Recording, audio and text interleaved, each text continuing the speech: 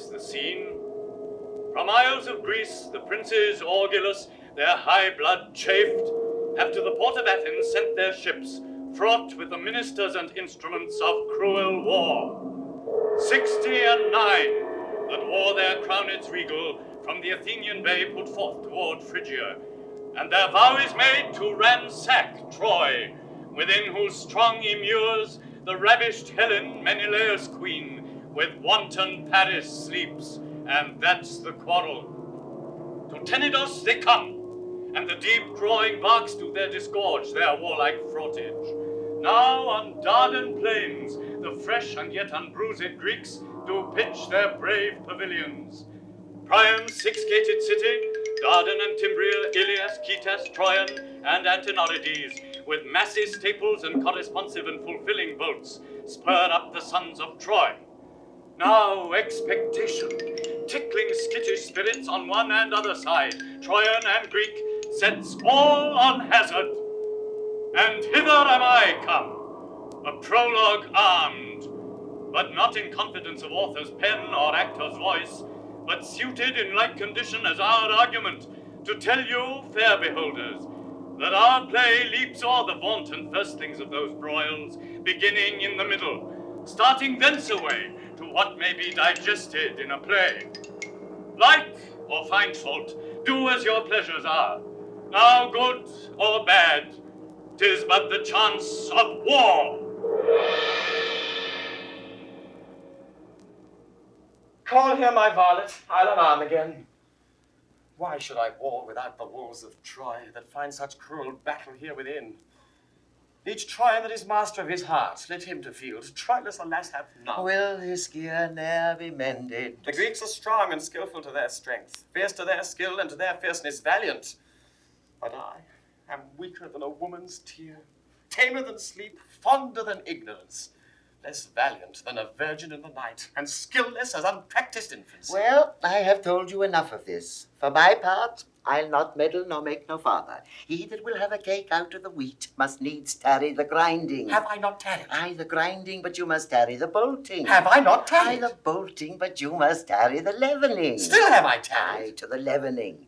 But there's yet in the word hereafter the kneading, the making of the cake, and the heating of the oven, and the baking. Nay, you must stay the cooling too, or you may chance to burn your lips. Patience herself, what goddess there she be, doth less a blench at sufferance than I do. At Priam's royal table do I sit, and when fair Cressida comes into my thoughts, so traitor, when she comes, when is she thence? Well, she looked yesternight fairer than ever I saw her look, or any woman else. I was about to tell thee, when my heart, as wedged with a sigh, would rive in twain, lest Hector or my father should perceive me, I have, as when the sun doth light a storm, buried this sigh in wrinkle of a smile. But sorrow that is couched in seeming gladness is like that mirth fate turns to sudden And sadness. her hair were not somewhat darker than Helen's. Well, too. There were no more comparison between the women. But for my part, she is my kinswoman. I would not, as they term it, praise her.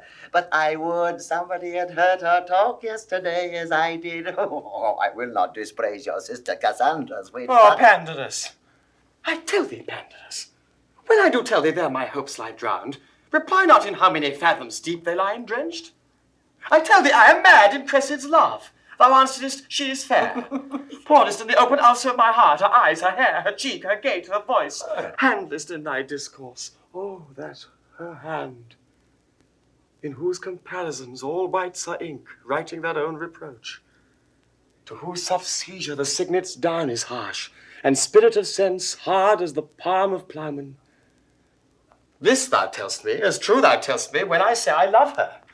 But saying thus, instead of oil and balm, thou layest in every gash that love hath given me the life that made it. I speak no more than truth. Thou dost not speak so much. Faith, I'll not meddle in't. Let her be as she is. If she be fair, 'tis the better for her. And she be not, she has the men's in her own hands. Good Pandarus. How now, Pandarus? I have had my labour for my travail. Ill thought on of her, and ill thought on of you, gone between and between. But small thanks for my labour. What, art thou angry, Pandarus? What with me? Because she's kin to me. Oh, therefore she's not so fair as Helen. And she were not kin to me. She would be as fair on Friday as Helen is on Sunday, but what care I? Oh, I care not, and she were a blackamoor. It is all one to me. Say I, she is not fair. I do not care whether you do or no. She's a fool to stay behind her father, letter to the Greeks, and so I'll tell her. The next time I see her, for my part, I'll meddle nor make no more of the matter. Pandarus? Not I. Sweet Pandarus? Pray you, speak no more to me. I will leave all as I found it, and there an end. Peace, you ungracious clamours. Peace, rude sounds, fools on both sides. Helen must needs be fair when with your blood you daily paint her thus. I cannot fight upon this argument. It is too starved a subject for my sword. But Pandarus, oh gods, how you do plague me. I cannot come to Cressida but by Pandar, and he's as tetchy to be wooed to woo as she is stubborn, chaste against all suit. Tell me, Apollo, for thy Daphne's love, what Cressida is, what Pandar, and what we. Her bed is India, there she lies, a pearl. Between our Ilium and where she resides, let it be called the wild and wandering flood. Ourself the merchant, and this sailing Pandar, our doubtful hope, our convoy, and our bark. How now, Prince Troilus, wherefore not appeal? Because not there. This woman's answers sorts, for womanish it is to be from thence. What news, Aeneas, from the field today? That Paris is returned home and hurt. By whom, Aeneas? Troilus by Menelaus. Let Paris bleed. 'Tis but a scar to scorn. Paris is gored with Menelaus' horn.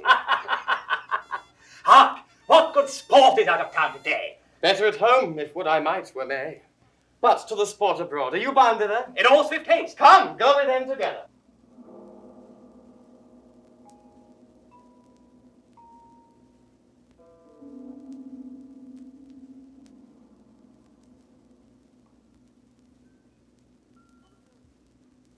Who were those went by? Queen Hecuba and Helen. And whither go they? Up to the eastern tower, whose height commands us subject all the vale to see the battle. Hector, whose patience is as a virtue fixed, today was moved. It chid Andromache and struck his armourer, and like as there were husbandry in war, before the sun rose, he was harnessed light unto the field goes he, where every flower did as a prophet weep what it foresaw in Hector's wrath. What was his cause of anger? The noise goes this. There is among the Greeks a lord of Troyan blood, nephew to Hector. They call him Ajax. Good, and what of him? They say he's a very man per se, and stands alone. So do all men, unless they are drunk, sick, or have no legs. This man, lady, hath robbed many beasts of their particular additions. He's as valiant as the lion, churlish as the bear, slow as the elephant. A man into whom nature has so crowded humours that his valour is crushed into folly, his folly forced with discretion. There is no man hath a virtue that he hath not a glimpse of, nor any man an attaint but he carries some stain of it. He's melancholy without cause, and merry against the hair. He hath the joints of everything, but everything so out of joint that he's a gouty Briareus, many hands and no use, or a purblinded Argus, all eyes and no sight. But how should this man that makes me smile make Hector angry? They say he yesterday coped Hector in the battle and struck him down. The disdain and shame whereof hath ever since kept Hector fasting and waking. Who comes here? Madam, your uncle Pandarus. Oh, Hector's a gallant man. As may be in the world, lady. What's that? What's that? Oh, good morrow, Uncle Pandarus. Good morrow, Cousin Cressida. What do you talk of? Good morrow, Alexander. How do you, cousin? When were you at Ilium? This morning, Uncle. What were you talking of when I came? Was Hector armed and gone ere you came to Ilium? Helen was not up, was she? Hector was gone, but Helen was not up. And so Hector was stirring early. That were we talking of, and of his anger. Was he angry? So he says here. True, he was so. I know the cause, too. He lay about him today, I can tell them that. And there's Troilus will not come far behind him. Let them take heed of Troilus. I can tell them that, too. What, is he angry too? Who, Troilus? Troilus is the better man of the two. Oh, Jupiter, there's no comparison. What? Not between Troilus and Hector? Do you know a man if you see him? Aye, if ever I saw him before and knew him. Well, I say Troilus is Troilus. Then you say as I say, for I'm sure he's not Hector. No, Hector is not Troilus in some degrees. 'Tis just to each of them he is himself. Himself? Alas, poor Troilus, I would he were. So he is. Condition I'd gone barefoot to India. He is not Hector. Himself? No, he's not himself. Would a were himself. Well, the gods are above. Time must friend or end. Well, Troilus, well, I would my heart were in her body. No, Hector is not a better man than Troilus. Excuse me. He is elder. Pardon me, pardon me. Others not come to it. You shall tell me another tale when others come to it. Hector shall not have his wit this year. He shall not need it if he have his own. Nor his qualities. No matter. Nor his beauty. It would not become him his own better. Ah, you have no judgment, niece. Helen herself swore t'other day that Troilus for a brown favour, for so it is, I must confess. No, not brown, neither. No, but brown. Faith, to say truth, brown and not brown. To say the truth, true and not true. She praised his complexion above Paris. Why, Paris hath colour enough. So he has. Then Troilus should have too much, if she praised him above. His complexion is higher than his, he having colour enough, and the other higher, is too flaming a praise for a good complexion. I had as lief Helen's golden tongue had commended Troilus for a copper nose. I swear to you, I think Helen loves him better than Paris. Then she's a merry Greek indeed. Nay, I'm sure she does. She came to him t'other day into the compassed window, and you know he has not passed 3 or 4 hairs on his chin. Indeed, a tapster's arithmetic may soon bring his particulars therein to a total. Why, he is very young, and yet will he within 3 pound lift as much as his brother Hector. Is he so young a man and so old a lifter? But to prove to you that Helen loves him, she came and puts me her white hand to his cloven chin. Juno have mercy, how came it cloven? You know 'tis dimpled. I think his smiling becomes him better than any man in all Phrygia. Oh, he smiles valiant. Does he not? Oh, yes, and 'twere a cloud in autumn. Oh, why go to then? But to prove to you that Helen loves Troilus. Troilus will stand to the proof if you approve it so. Troilus? Why, he esteems her no more than I esteem an addle egg. If you love an addle egg as well as you love an idle head, you'd eat chickens in the shell. Oh, I cannot choose but laugh to think how she tickled his chin. Indeed, she has a marvellous white hand, I must needs confess. Without the rat. And she takes upon her to spy a white hair on his chin. Alas, poor chin, many a wart is richer. Oh, but there was such laughing. Queen Hecuba laughed and her eyes ran off. With millstones. Cassandra laughed. But there was more temperate fire under the pot of her eyes. Did her eyes run all too? And Hector laughed. At what was all this laughing? Nary at the white hair that Helen spied on Troilus' chin. And had been a green hair, I should have laughed too. Well, they laughed not so much at the hair as at his pretty answer. What was his answer? Quoth she, here's but 52 hairs on your chin, and one of them is white. This is her question. That's true, make no question of that. 52 hairs, quoth he, and one white. That white hair is my father, and all the rest are his sons. Jupiter, quoth she, which of these hairs is Paris, my husband? The forked one, quoth he, plucked out and give it him. Oh, but there was such laughing, and Helen so blushed, and Paris so chafed, and all the rest so laughed. That it passed. So let it now, for it has been a great while going by. Well, cousin, I told you a thing yesterday. Think on't. So I do. I'll be sworn 'tis true. He will weep you, and 'twere a man born in April. And I'll spring up in his tears, and 'twere a nettle against May. Oh, hark, they're coming from the field.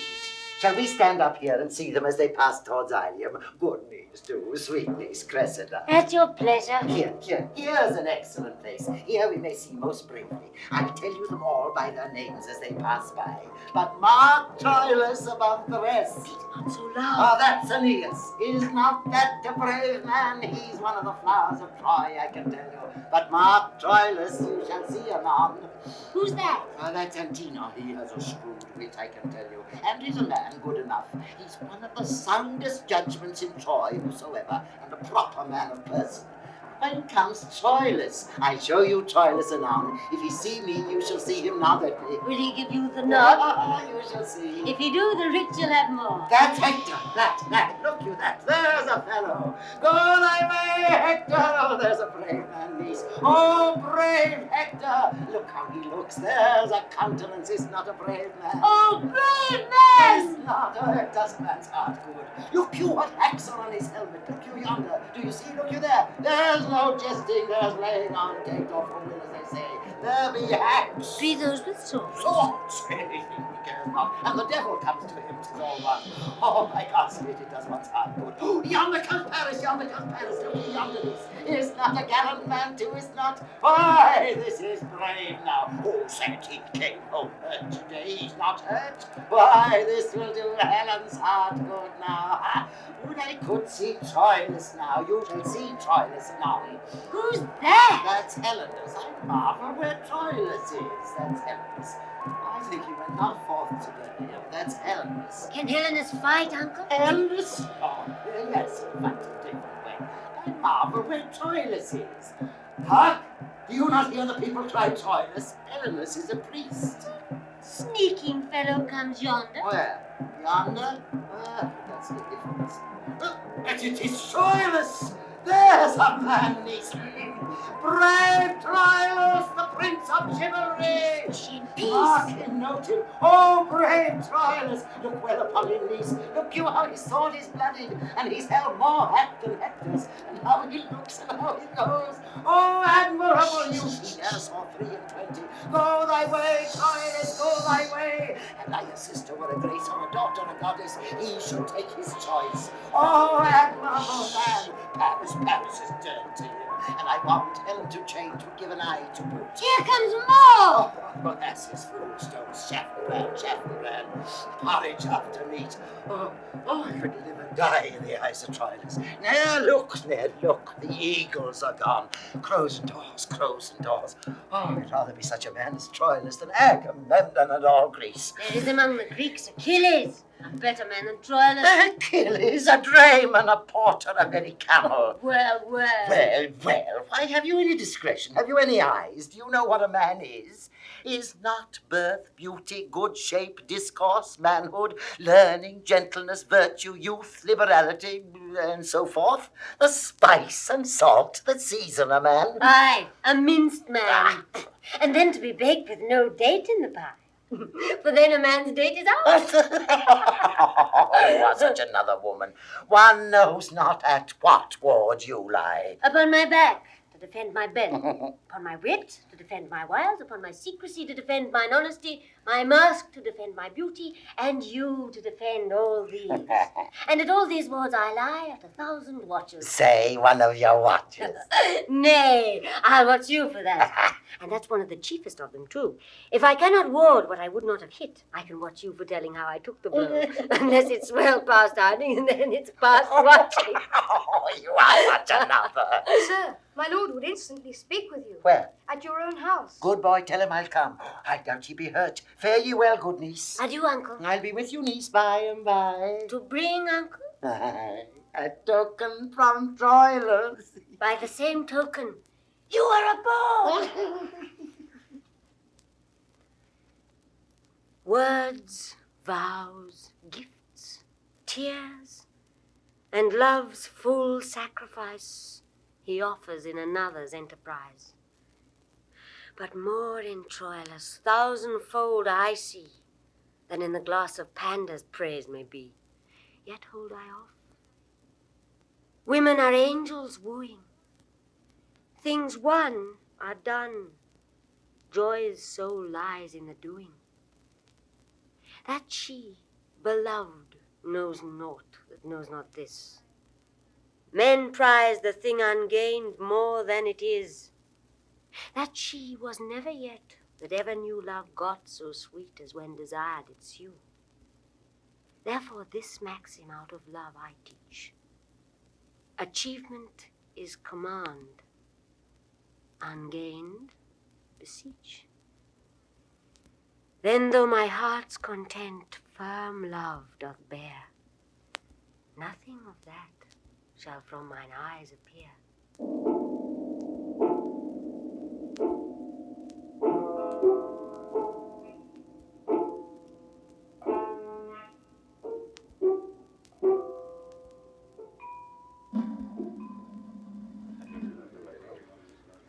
Princes, what grief hath set the jaundice on your cheeks?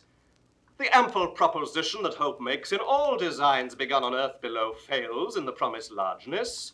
Checks and disasters grow in the veins of actions highest reared, as knots by the conflux of meeting sap infect the sound pine. and diverts his grain, tortive and errant from his course of growth. Nor, princes, is it matter new to us that we come short of our suppose so far, that after 7 years' siege yet Troy walls stand. Sith every action that hath gone before, whereof we have record, trial did draw bias and thwart, not answering the aim and that unbodied figure of the thought that gave it surmised shape. Why then, you princes, do you with cheeks abashed behold our works, and think them shame, which are indeed naught else but the protractive trials of great Jove, to find persistive constancy in men, the fineness of which metal is not found in fortune's love, for then the bold and coward, the wise and fool, the artist and unread, the hard and soft seem all affined and kin. But in the wind and tempest of her frown, distinction with a broad and powerful fan puffing at all, winnows the light away. And what hath mass or matter by itself lies rich in virtue and unmingled. With due observance of thy godly seat, great Agamemnon, Nestor shall apply thy latest words. In the reproof of chance lies the true proof of men. The sea being smooth, how many shallow bauble boats dare sail upon her patient breast, making their way with those of nobler bulk? But let the ruffian Boreas once enrage the gentle Thetis, and anon behold the strong rib bark through liquid mountains cut, binding between the two moist elements like Burstia's horse. Where's then the saucy boat whose weak untimbered sides but even now go rival greatness, either to harbour fled or made a toast for Neptune? Even so doth valour show and valour's worth divide in storms of fortune. For in her ray and brightness the herd hath more annoyance by the breeze than by the tiger. But when the splitting wind makes flexible the knees of knotted oaks, and flies flee under shade, why then the thing of courage, as roused with rage doth sympathize, and with an accent tuned in self-same key, retorts to chiding fortune. Agamemnon, thou great commander, nerve and bone of Greece, heart of our numbers, soul and only spirit in whom the tempers and the minds of all should be shut up, hear what Ulysses speaks.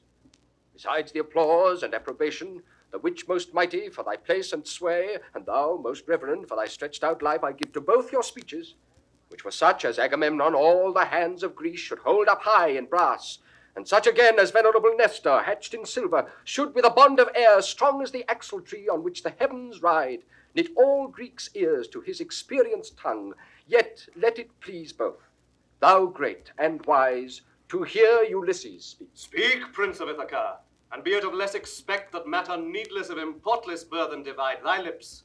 And we are confident when rank Thersites opes his mastic jaws, we shall hear music, wit, and oracle. Troy, yet upon his basis, had been down, and the great Hector's sword had lacked a master. But for these instances, the specialty of rule hath been neglected. And look how many Grecian tents do stand, hollow upon this plain, so many hollow factions. When that the general is not like the hive to whom the foragers shall all repair, what honey is expected? Degree being visited, the unworthiest shows as fairly in the mask. The heavens themselves, the planets, and this centre observe degree, priority, and place. Insistia, course, proportion, season, form, office, and custom in all line of order. And therefore is the glorious planet Sol, in noble eminence enthroned and sphered amidst the other, whose medicinable eye corrects the ill aspects of planets' evil, and posts, like the commandment of a king, sounds check to good and bad. But when the planets in evil mixture to disorder wander, what plagues and what portents, what mutiny, what raging of the sea, shaking of earth, commotion in the winds, frights, changes, horrors, divert and crack, rend and deracinate the unity and married calm of states quite from their fixture. Oh, when degree is shaked, which is the ladder to all high designs, the enterprise is sick. How could communities, degrees in schools and brotherhoods in cities, peaceful commerce from dividable shores, the primogenitive and due of birth, prerogative of age, crowns, scepters, laurels, but by degree stand in authentic place? Take but degree away, untune that string, and hark what discord follows. Each thing meets in mere oppugnancy. The bounded waters should lift their bosoms higher than the shores, and make a sop of all this solid globe. Strength should be lord of imbecility, and the rude son should strike his father dead. Force should be right, or rather right and wrong, between whose endless jar justice resides, should lose their names. And so should justice too. Then everything includes itself in power, power into will, will into appetite, and appetite an universal wolf, so doubly seconded with will and power, must make perforce an universal prey, and last eat up himself. Great Agamemnon, this chaos, when degree is suffocate, follows the choking. And this neglection of degree it is that by a pace goes backward with a purpose it hath to climb. The generals disdained by him one step below, he by the next, that next by him beneath. So every step exampled by the first pace that is sick of his superior grows to an envious fever of pale and bloodless emulation. And 'tis this fever that keeps Troy on foot, not her own sinews. But to end a tale of length, Troy in our weakness stands, not in her strength. Most wisely hath Ulysses here discovered the fever whereof all our power is sick. The nature of the sickness found, Ulysses, what is the remedy? The great Achilles, whom opinion crowns the sinew and the forehand of our host, having his ear full of his airy fame, grows dainty of his worth, and in his tent lies mocking our designs. With him Patroclus, upon a lazy bed the livelong day, breaks scurril jests, and with ridiculous and awkward action, which slanderer he imitation calls, he pageants us. Sometime, great Agamemnon, thy topless deputation he puts on, and like a strutting player whose conceit lies in his hamstring, and to think it rich to hear the wooden dialogue and sound twixt his stretched footing and the scaffoldage, such to be pitied and o'er-rested seeming he acts thy greatness in. And when he speaks, 'tis like a chime amending, with terms unsquared, which from the tongue of roaring Typhon dropped would seem hyperboles. At this fusty stuff, the large Achilles, on his pressed bed lolling, from his deep chest laughs out a loud applause, cries, "Excellent! 'Tis Agamemnon just. Now play me Nestor. And stroke thy beard, as he being dressed to some oration." But that's done, as near as the extremest ends of parallels, as like as Vulcan and his wife. Yet God Achilles still cries, "Excellent, 'tis Nestor right." And now play him me, Patroclus, arming to answer in a night alarm. And then, forsooth, the faint defects of age must be the scene of mirth, to cough and spit, and with a palsy fumbling on its gorget shake in and out the rivet. And at this sport Sir Valor dies. Cries, "Oh, enough, Patroclus, or give me ribs of steel, I shall split all in pleasure of my spleen." And in this fashion, all our abilities, gifts, natures, shapes, severals and generals of grace exact, achievements, plots, orders, preventions, excitements to the field, or speech for truce, success or loss, what is or is not, serves as stuff for these two to make paradoxes. And in the imitation of these twain, whom, as Ulysses says, opinion crowns with an imperial voice, many are in fact. Ajax is grown self-willed and bears his head in such array, in full as proud a place as broad Achilles, keeps his tent like him, makes factious feasts, rails on our state of war, holds an oracle, and sets the Cytes, a slave whose gall coins slant like a mint, to match us in comparisons with dirt, to weaken and discredit our exposure, our ranks soe'er rounded in with danger. They tax our policy and call it cowardice, who count wisdom as no member of the war, forestall prescience and esteem no act but that of hand. The still and mental parts that do contrive how many hands shall strike when fitness calls them on, and know by measure of their observant toil the enemy's weight, why this hath not a finger's dignity. They call this bed work, mappery, closet war. So that the ram that batters down the wall for the great swing and rudeness of his poise, they place before his hand that made the engine, or those that with the fineness of their souls by reason guides his execution. Let this be granted, and Achilles' horse makes many Thetis sons. What trumpet? Look, Menelaus. From Troy. What would you for our tent? Is this great Agamemnon's tent, I pray you? Even this. May one that is a herald and a prince do a fair message to his kingly ears? With surety stronger than Achilles' arm for all the Greekish heads, which with one voice call Agamemnon head and general. Fair leave and large security. How may a stranger to those most imperial looks know them from eyes of other mortals? How? I ask that I might waken reverence, and on the cheek be ready with a blush modest as morning, when she coldly eyes the youthful Phoebus. Which is that god in office guiding men? Which is the high and mighty Agamemnon? This Troyan scorns us. All the men of Troy are ceremonious courtiers. Courtiers as free as debonair, unarmed as bending angels, that's their fame in peace. But when they would seem soldiers, they have galls, good arms, strong joints, true swords, and Jove's accord, nothing so full of heart. But peace, Aeneas, peace, Troyan, lay thy finger on thy lips. The worthiness of praise disdains his worth, if that the praised himself bring the praise forth. But what the repining enemy commends, that breath fame blows, that praise so pure transcends. Sir, you of Troy, call you yourself Aeneas? I, Greek, that is my name. What's your affair, I pray you? Sir, pardon, 'tis for Agamemnon's ears. He hears not privately that comes from Troy. Nor I from Troy come not to whisper him. I bring a trumpet to awake his ear, to set his sense on the attentive bent, and then to speak. Speak frankly as the wind. It is not Agamemnon's sleeping hour. That thou shalt know, Troyan, he is awake, he tells thee so himself. Ah. Trumpet, blow loud! Send thy brass voice through all these lazy tents, and every Greek of metal let him know what Troy means fairly shall be spoke aloud.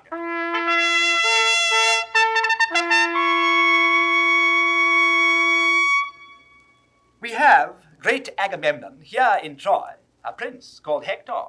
Priam is his father, who in this dull and long-continued truce is rusty grown. He bade me take a trumpet and to this purpose speak. Kings, princes, lords, if there be one amongst the fairest of Greece that holds his honour higher than his ease, that seeks his praise more than he fears his peril, that knows his valour and knows not his fear, that loves his mistress more than in confession with truant vows to her own lips he loves, and dare avow her beauty and her worth in other arms than hers, to him this challenge. Hector, in view of Trojans and of Greeks, shall make it good, or do his best to do it. He hath a lady wiser, fairer, truer, than ever Greek did compass in his arms, and will tomorrow with his trumpet call midway between your tents and walls of Troy, to rouse a Grecian that is true in love. If any come, Hector shall honour him. If none, he'll say in Troy when he retires, the Grecian dames are sunburnt, and not worth the splinter of a lance. Even so much. This shall be told our lovers, Lord Aeneas. If none of them have soul in such a kind, we left them all at home. But we are soldiers, and may that soldier a mere recreant prove that means not, hath not, or is not in love. If then one is, or hath, or means to be, that one meets Hector. If none else, I'll be he. Tell him of Nestor, one that was a man when Hector's grandsire sucked. He is old now, but if there be not in our Grecian mould one noble man that hath one spark of fire to answer for his love, tell him from me I'll hide my silver beard in a gold beaver, and in my vant brace put this withered brawn, and meeting him will tell him that my lady was fairer than his grandam, and as chaste as may be in the world. His youth in flood, I'll pawn this truth of my 3 drops of blood. Now heavens forbid such scarcity of youth. Amen. Fair Lord Aeneas, let me touch your hand. To our pavilion shall I lead you first. Achilles shall have word of this intent, so shall each lord of Greece from tent to tent. Yourself shall feast with us before you go, and find the welcome of a noble foe. Nestor. What says Ulysses? I have a young conception in my brain. Be you my time to bring it to some shape. What is't? This 'tis. Blunt wedges rive hard knots. The seeded pride that hath to this maturity blown up in rank Achilles must or now be cropped, or, shedding, breed a nursery of like evil to overbulk us all. Well, and how? This challenge that the gallant Hector sends, however it is spread in general name, relates in purpose only to Achilles. True, the purpose is perspicuous even as substance, whose grossness little characters sum up, and in the publication make no strain, but that Achilles, were his brain as barren as banks of Libya, though Apollo knows 'tis dry enough, will with great speed of judgment, aye with celerity, find Hector's purpose pointing on him. And wake him to the answer, think you? Why, 'tis most meet. May you well suppose that can from Hector bring his honour off, if not Achilles? Though it be a sportful combat, yet in this trial much opinion dwells. For here the Trojans taste our dearest repute with their finest palate. And trust to me, Ulysses, our imputation shall be oddly poised in this wild action. For the success, although particular, shall give a scantling of good or bad unto the general. And in such indexes, although small pricks to their subsequent volumes, there is seen the baby figure of the giant mass of things to come at large. It is supposed he that meets Hector issues from our choice, and choice being mutual act of all our souls, makes merit her election, and doth boil, as 'twere, from forth us all. a man distilled out of our virtues. Oh, miscarry! What heart from hence receives the conquering part to steal a strong opinion to themselves? Which, entertained, limbs are his instruments in no less working than our swords and bows directed by the limbs. Give pardon to my speech. Therefore 'tis meet Achilles meet not Hector. Now, let us, like merchants, first show foul wares, and think perchance they'll sell. If not, the luster of the better shall exceed by showing the worse first. Do not consent that ever Hector and Achilles meet. For both our honor and our shame in this are dogged with two strange followers. I see them not with my old eyes. What are they?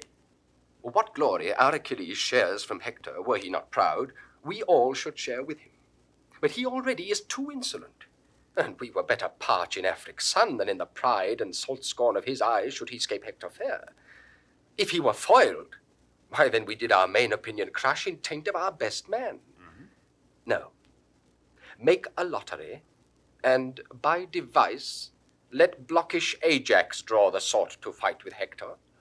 Among ourselves give him allowance as the worthier man, for that will physic the great Myrmidon, who broils in loud applause, and make him fall his crest that prouder than blue iris bends.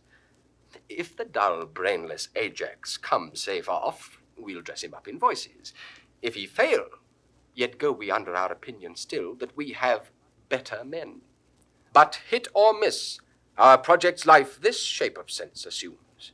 Ajax employed plucks down Achilles' plume.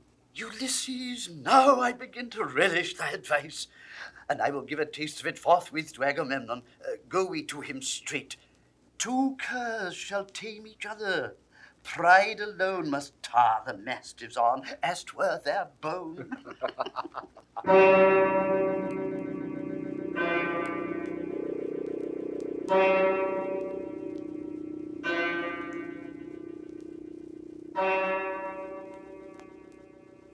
Thysites. Agamemnon, how if he had boils, full, all over, generally?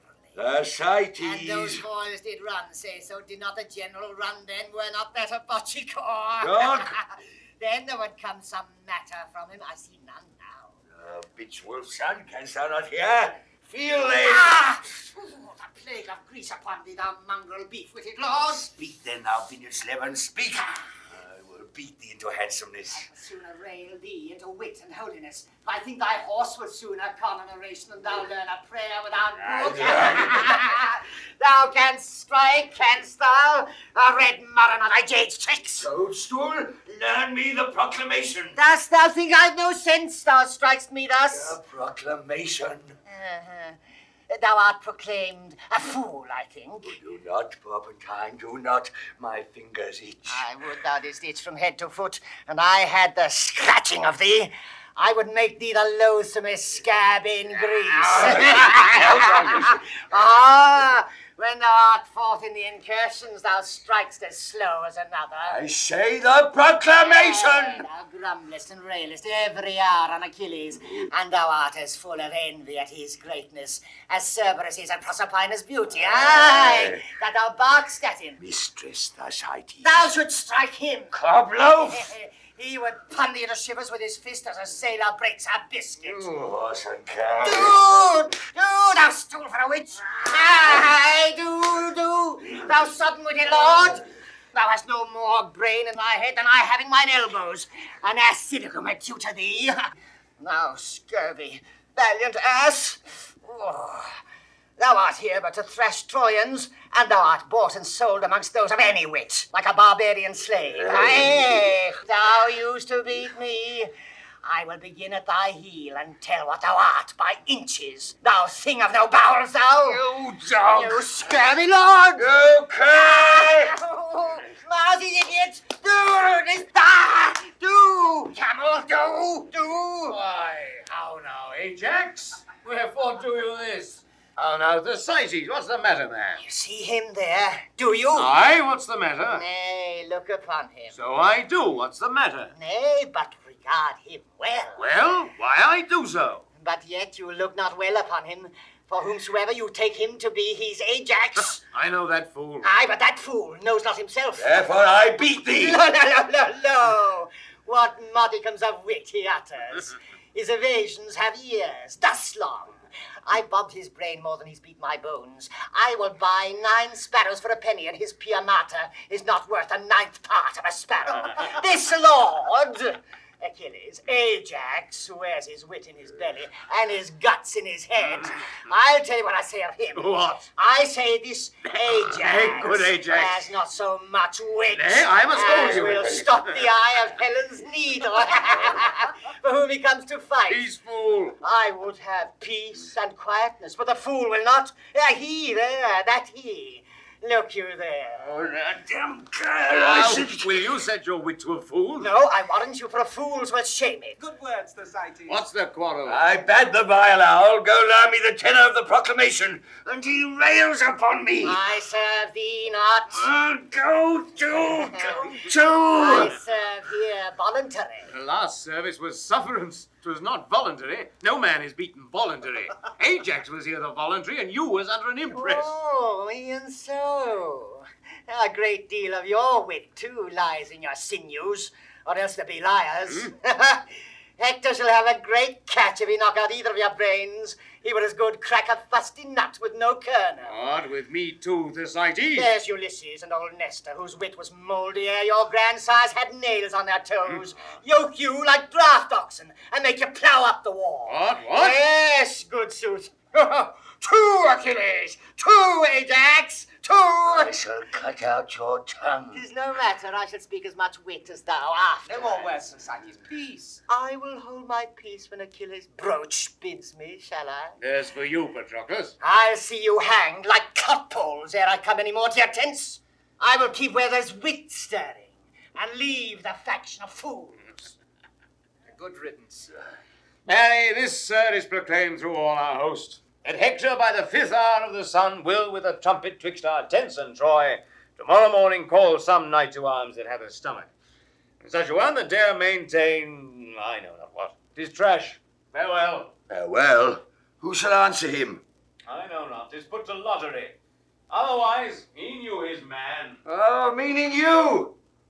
I will go learn more of it.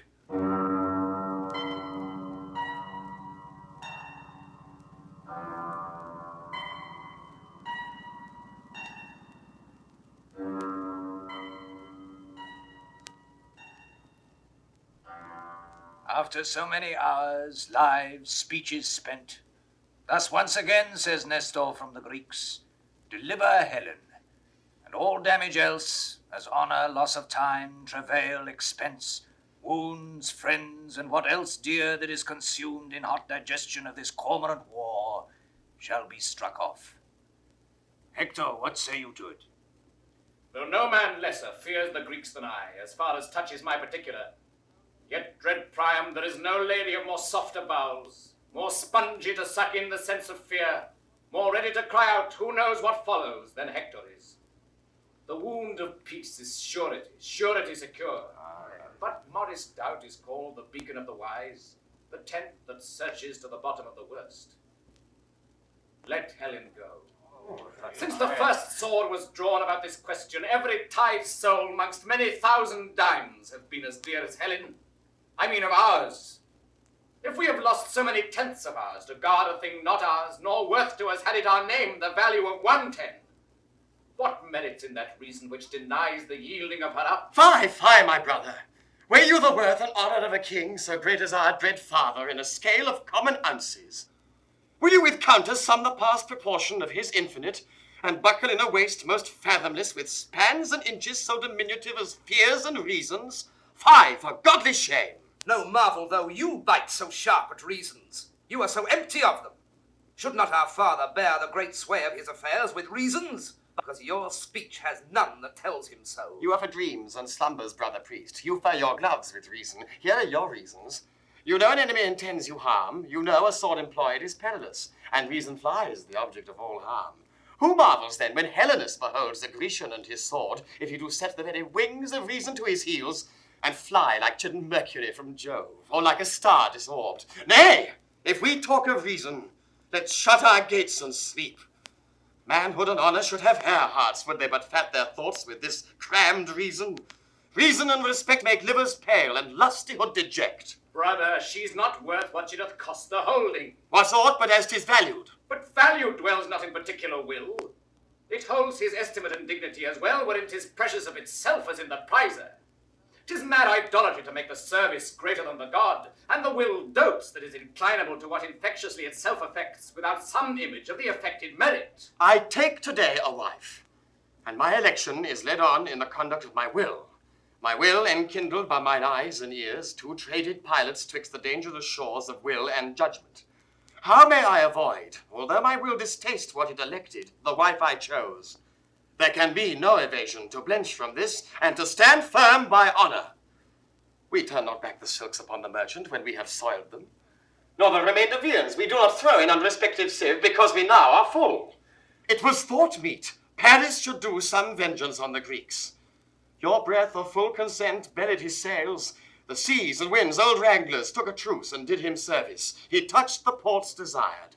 And for an old aunt whom the Greeks held captive, he brought a Grecian queen whose youth and freshness wrinkles Apollo's and makes stale the morning. Why keep we her? The Grecians keep our aunt. Is she worth keeping? Why, she is a pearl whose price hath launched above 1,000 ships and turned crowned kings to merchants. If you'll avouch 'twas wisdom Paris went, as you must needs, for you all cried, go, go. If you will confess he brought home noble prize, as you must needs, for you all clapped your hands and cried, inestimable, why do you now the issue of your proper wisdom's rate, and do a deed that fortune never did, beggar the estimation which you prized, richer than sea and land? Oh, theft most base! That we have stolen what we do fear to keep, but thieves, unworthy of a thing so stolen, that in their country did them that disgrace, we fear to warrant in our native place. Cry, Trojans, cry! What noise? What shriek is Cry, this? 'Tis our bad Trojans! sister. I can know her voice. Cry, Trojans, cry! Lend me 10,000 eyes, and I will fill them with prophetic tears. Virgins and boys, mid-aged and wrinkled old, soft infancy that nothing can but cry, add to my clamor, let us pay betimes the moiety of that mass of moan to come. Cry, Trojans, cry, practice your eyes with tears. Troy must not be, nor goodly Ilion stand. Our firebrand brother Paris burns us all. Cry, Trojans, cry, a Helen and a woe. Cry, cry, Troy burns, or else let Helen go. Now, youthful Troilus, not these high strains of divination in our sister work some touches of remorse? Or is your blood so madly hot that no discourse of reason, nor fear of bad success in a bad cause can qualify the same? Why, brother Hector, we may not think the justice of each act such or no other than event doth form it, nor once deject the courage of our minds, because Cassandra's mad. Her brain-sick raptures cannot distaste the goodness of a quarrel, which hath our several honors all engaged to make it gracious. For my private part, I am no more touched than all Priam's sons. And Jove forbid there should be done amongst us such things as might offend the weakest spleen to fight for and maintain. Else might the world convince of levity as well my undertakings as your counsels. But I attest the gods, your full consent gave wings to my propension, and cut off all fears attending on so dire a project. For what, alas, can these my single arms? What propugnation is in one man's valor to stand the push and enmity of those this quarrel would excite? Yet I protest, were I alone to pass the difficulties, and had as ample power as I have will, Paris should ne'er retract what he hath done, nor faint in the pursuit. Paris, you speak like one besotted on your sweet delights. You have the honey still, but these the gall. So to be valiant is no praise at all. Sir, I propose not merely to myself the pleasures such a beauty brings with it, but I would have the soil of her fair rape wiped off in honourable keeping her. What treason were it to the ransacked queen, disgrace to your great worths, and shame to me, now to deliver her possession up on terms of base compulsion? Can it be that so degenerate a strain as this should once set footing in your generous bosoms? There's not the meanest spirit on our party without a heart to dare or sword to draw when Helen is defended, nor none so noble whose life were ill bestowed or death unfamed where Helen is the subject. Then I say, well may we fight for her whom we know well the world's large spaces cannot parallel. Paris and Troilus, you have both said well, and on the cause and question now in hand have glozed but superficially, not much unlike young men, whom Aristotle thought unfit to hear moral philosophy. The reasons you allege do more conduce to the hot passion of distempered blood than to make up a free determination twixt right and wrong. For pleasure and revenge have ears more deaf than adders to the voice of any true decision. Nature craves all dues be rendered to their owners. Now, what nearer debt in all humanity than wife is to the husband?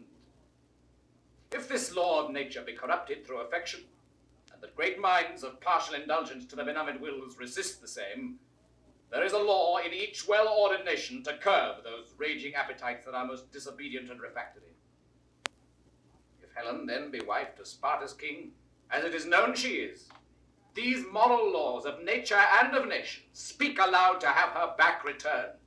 Thus to persist in doing wrong extenuates not wrong, but makes it much more heavy. Hector's opinion is this in way of truth.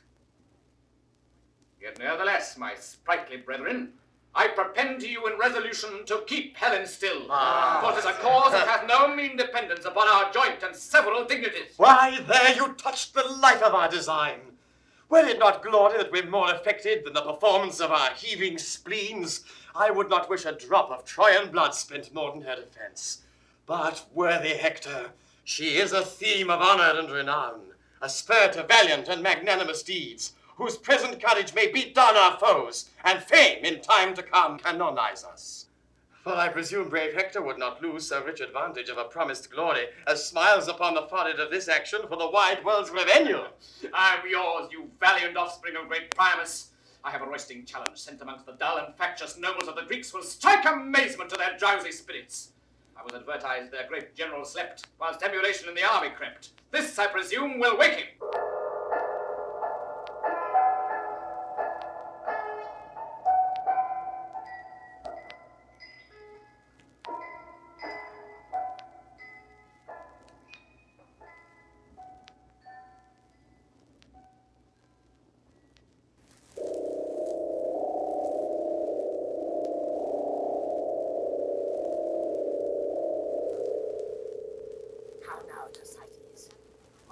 Lost in the labyrinth of thy fury, shall the elephant Ajax carry it thus?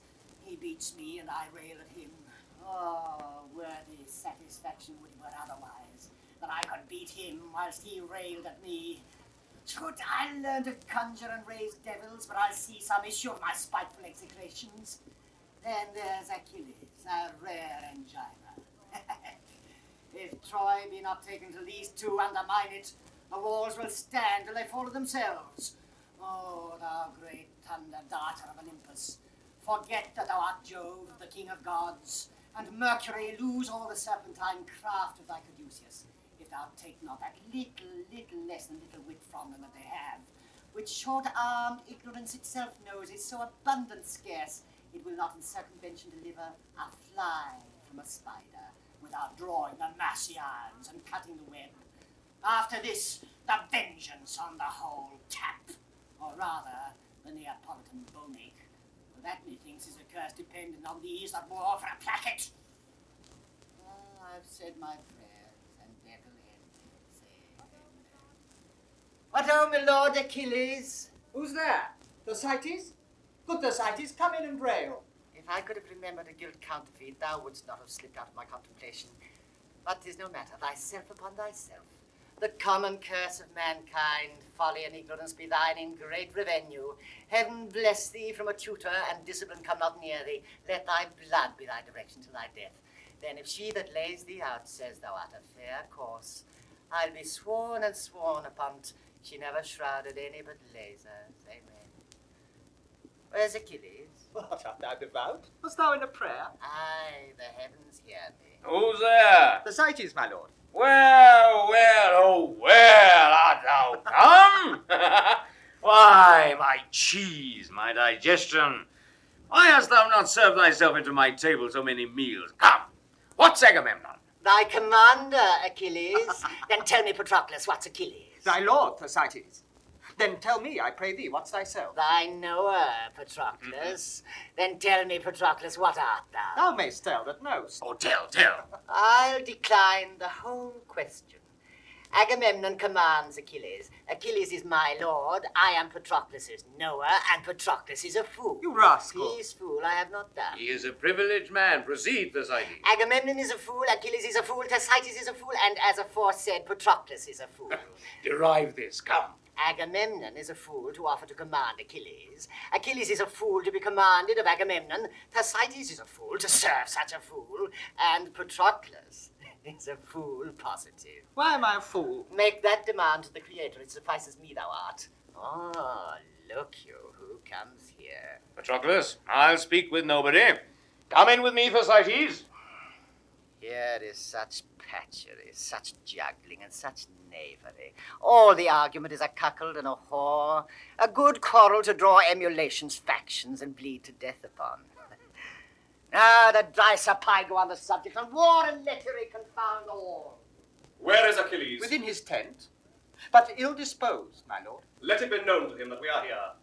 He sent our messengers, and we lay by our appertainments visiting of him.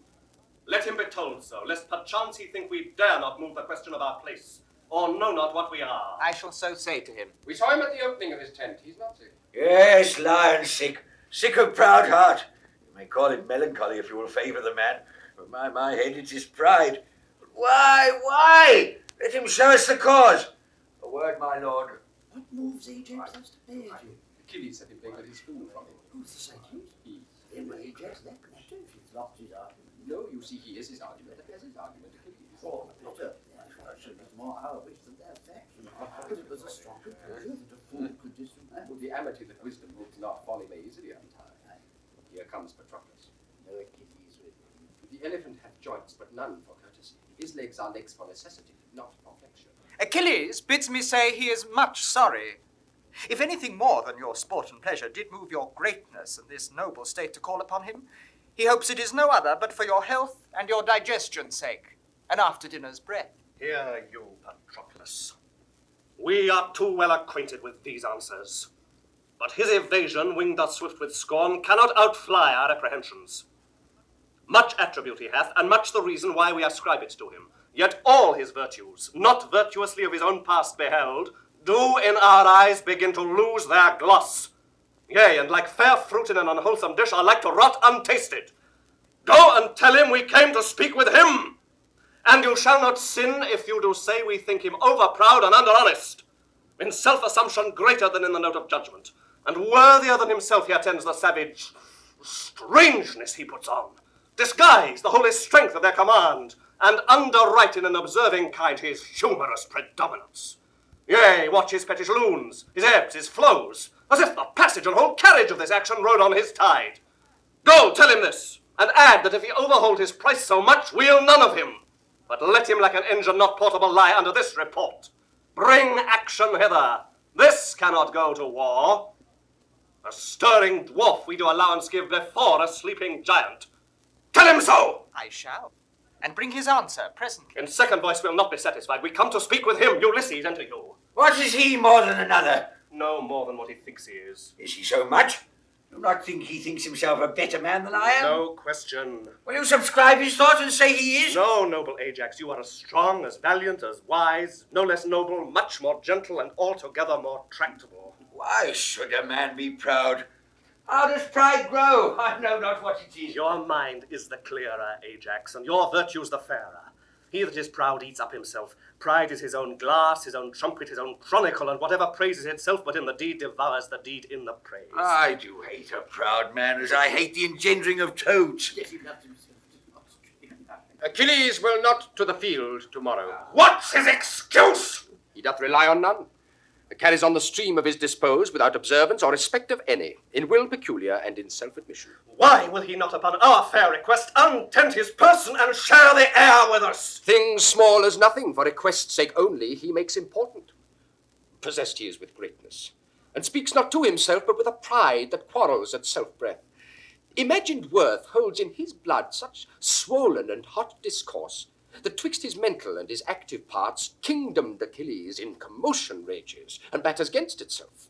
Or what should I say? He is so plaguy proud that the death tokens of it cry no recovery. Let Ajax go to him. Dear lord, go you and greet him in his tent. 'Tis said he holds you well, and will be led at your request a little from himself. Oh, Agamemnon, let it not be so.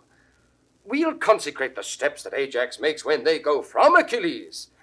Shall the proud lord that wastes his arrogance with his own scene, and never suffers matter of the world enter his thoughts, save such as do revolve and ruminate himself, shall he be worshipped of that we hold an idol more than he? No, this thrice worthy and right valiant lord must not so stale his palm, nobly acquired, nor by my will as subjugate his merit, as amply titled as Achilles is, by going to Achilles. That were to enlard his fat already pride, and add more coals to cancer when he burns with entertaining great Hyperion.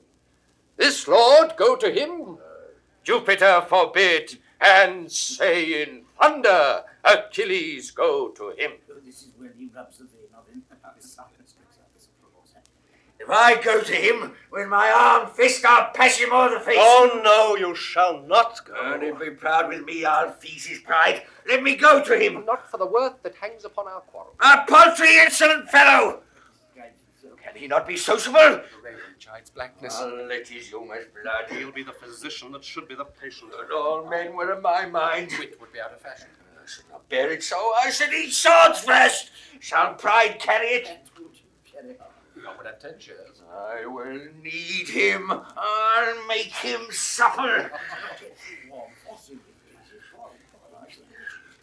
My lord, you feed too much on this dislike. Our noble general, do not do so. You must prepare to fight without Achilles. Why, 'tis this naming of him does him harm. Now, here is a man, but 'tis before his face I will be silent. Wherefore should you so? He is not emulous as Achilles is. Know the whole world he is as valiant. A horse and dog that shall palter thus with us. Would he were a Trojan. What a vice were it in Ajax now. If he were proud. Or covetous of praise. Or surly born. Or strange, or self-affected. Thank the heavens, Lord, thou art of sweet composure.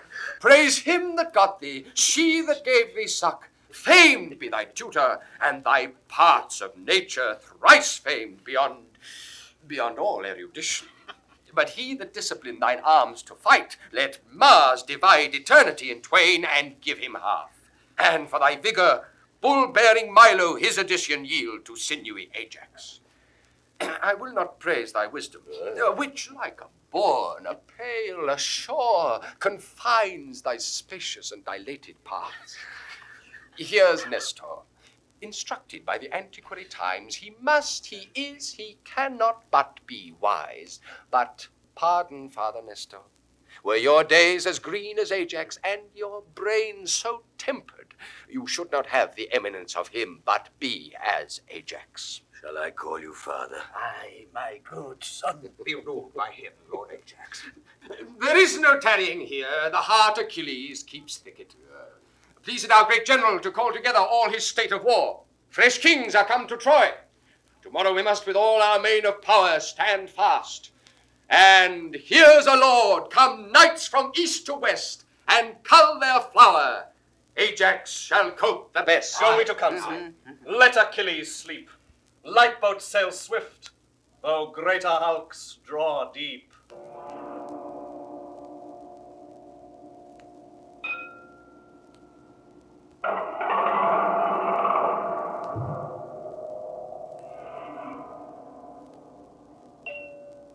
Friend, you, pray you a word. Do you not follow the young Lord Paris? Aye, sir.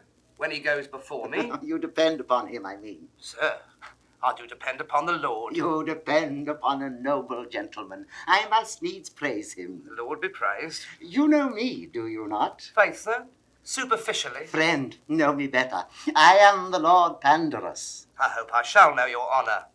better. I do desire it. You are in a state of grace. Oh, grace not so, friend. Honour and lordship are my title. Oh, what music is this? I do but partly know, sir.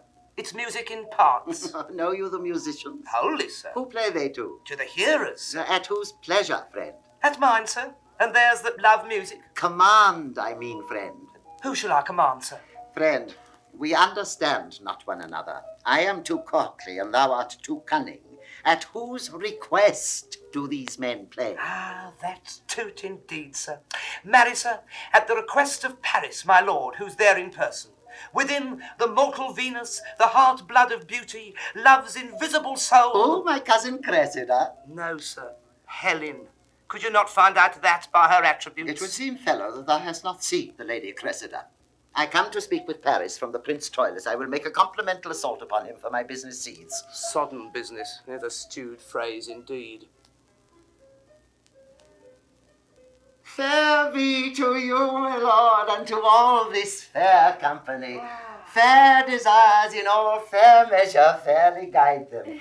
Oh, especially to you, fair queen, fair thoughts be your fair pillow. My dear lord, you are full of fair words. Oh, you speak your fair pleasure, sweet queen. Fair prince, here is good broken music. You have broke it, cousin. Oh, and by my life you shall make it whole again. You shall piece it out with a piece of your performance. Nell, he's full of heart. Truly, lady, no. Oh, sir. Rude in sooth, in good sooth, very rude. Well said, my lord. Well, you say so in fits. I have business to my lord, dear queen. My lord, will you vouchsafe me a word? Nay, this shall not hedge us out. We'll hear you sing, certainly. Well, sweet queen, you are pleasant with me. But marry thus, my lord, my dear lord and most esteemed friend, your brother Troilus. My lord Pandarus, honey, sweet. Oh, go to, sweet queen, go to. Commends himself most affectionately to You shall not rob us out of our melody. If you do, our melancholy upon your head. Sweet queen, that's a sweet queeny face. And to make a sweet lady sad is a sour offence. Nay, that shall not serve your turn, that it shall not in truth, Clara. Nay, I care not for such words, no, no. And my lord, he desires you, that if the king call for him at supper, you will make his excuse. What says my sweet queen, my very, very sweet queen? What exploits in hand? Where sups he tonight? What says my sweet queen? My cousin will fall out with you. You must not know where he sups. My disposer, Cressida. Oh, no such matter. You are wide, come. Your disposer is sick. Well, I'll make excuse. Aye, good, my lord. But why should you say Cressida? No, your poor disposer is sick. I spy. You spy? What do you spy? Come, give me an instrument. Now, sweet queen. Why, this is kind. Oh, my niece is horribly in love with the thing you have, sweet queen. She should have it, my lord, if it be not my lord Paris. He? Oh, no, she's none of him. They two are twain. Falling in after falling out may make them three. Come, I'll hear no more of this. I'll sing you a song now. Aye, pretty now. By my troth, sweet lord, thou hast a fine forehead. Oh, you lay. Let thy sound be love. This love will undo us all. Oh, you. Love, aye, that it shall fade. Ah, good now. Love, nothing but love. In good truth, it begins so. Love, nothing but love still more. For all love's bow shoots buck and doe. The shaft confounds, not that it wounds, but tickles still the sore. These lovers cry, oh, they die. Yet that which seems the wound to kill doth turn, oh, to happy. So dying love lives still, oh, a while, but oh, groans out for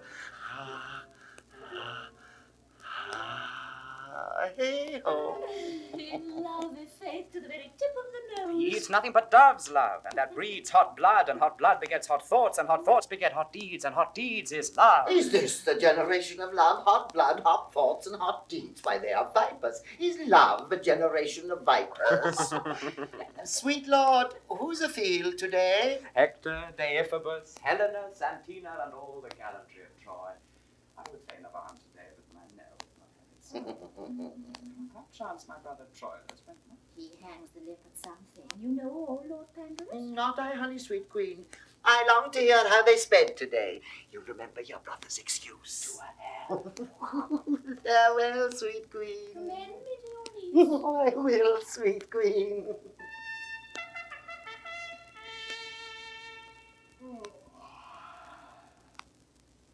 That come from feet. That is to Priam's hall to greet the warriors. Sweet Helen, I must woo you to help unarm our Hector.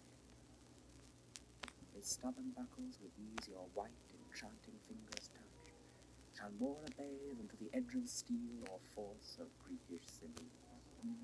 You shall do more than all the island kings. It is our great Hector. Will make us proud to be his servant, Paris. Yea, what he shall receive of us in duty gives us more power and beauty than we have. Yea, overshines our silver. Sweet above thought, I love thee.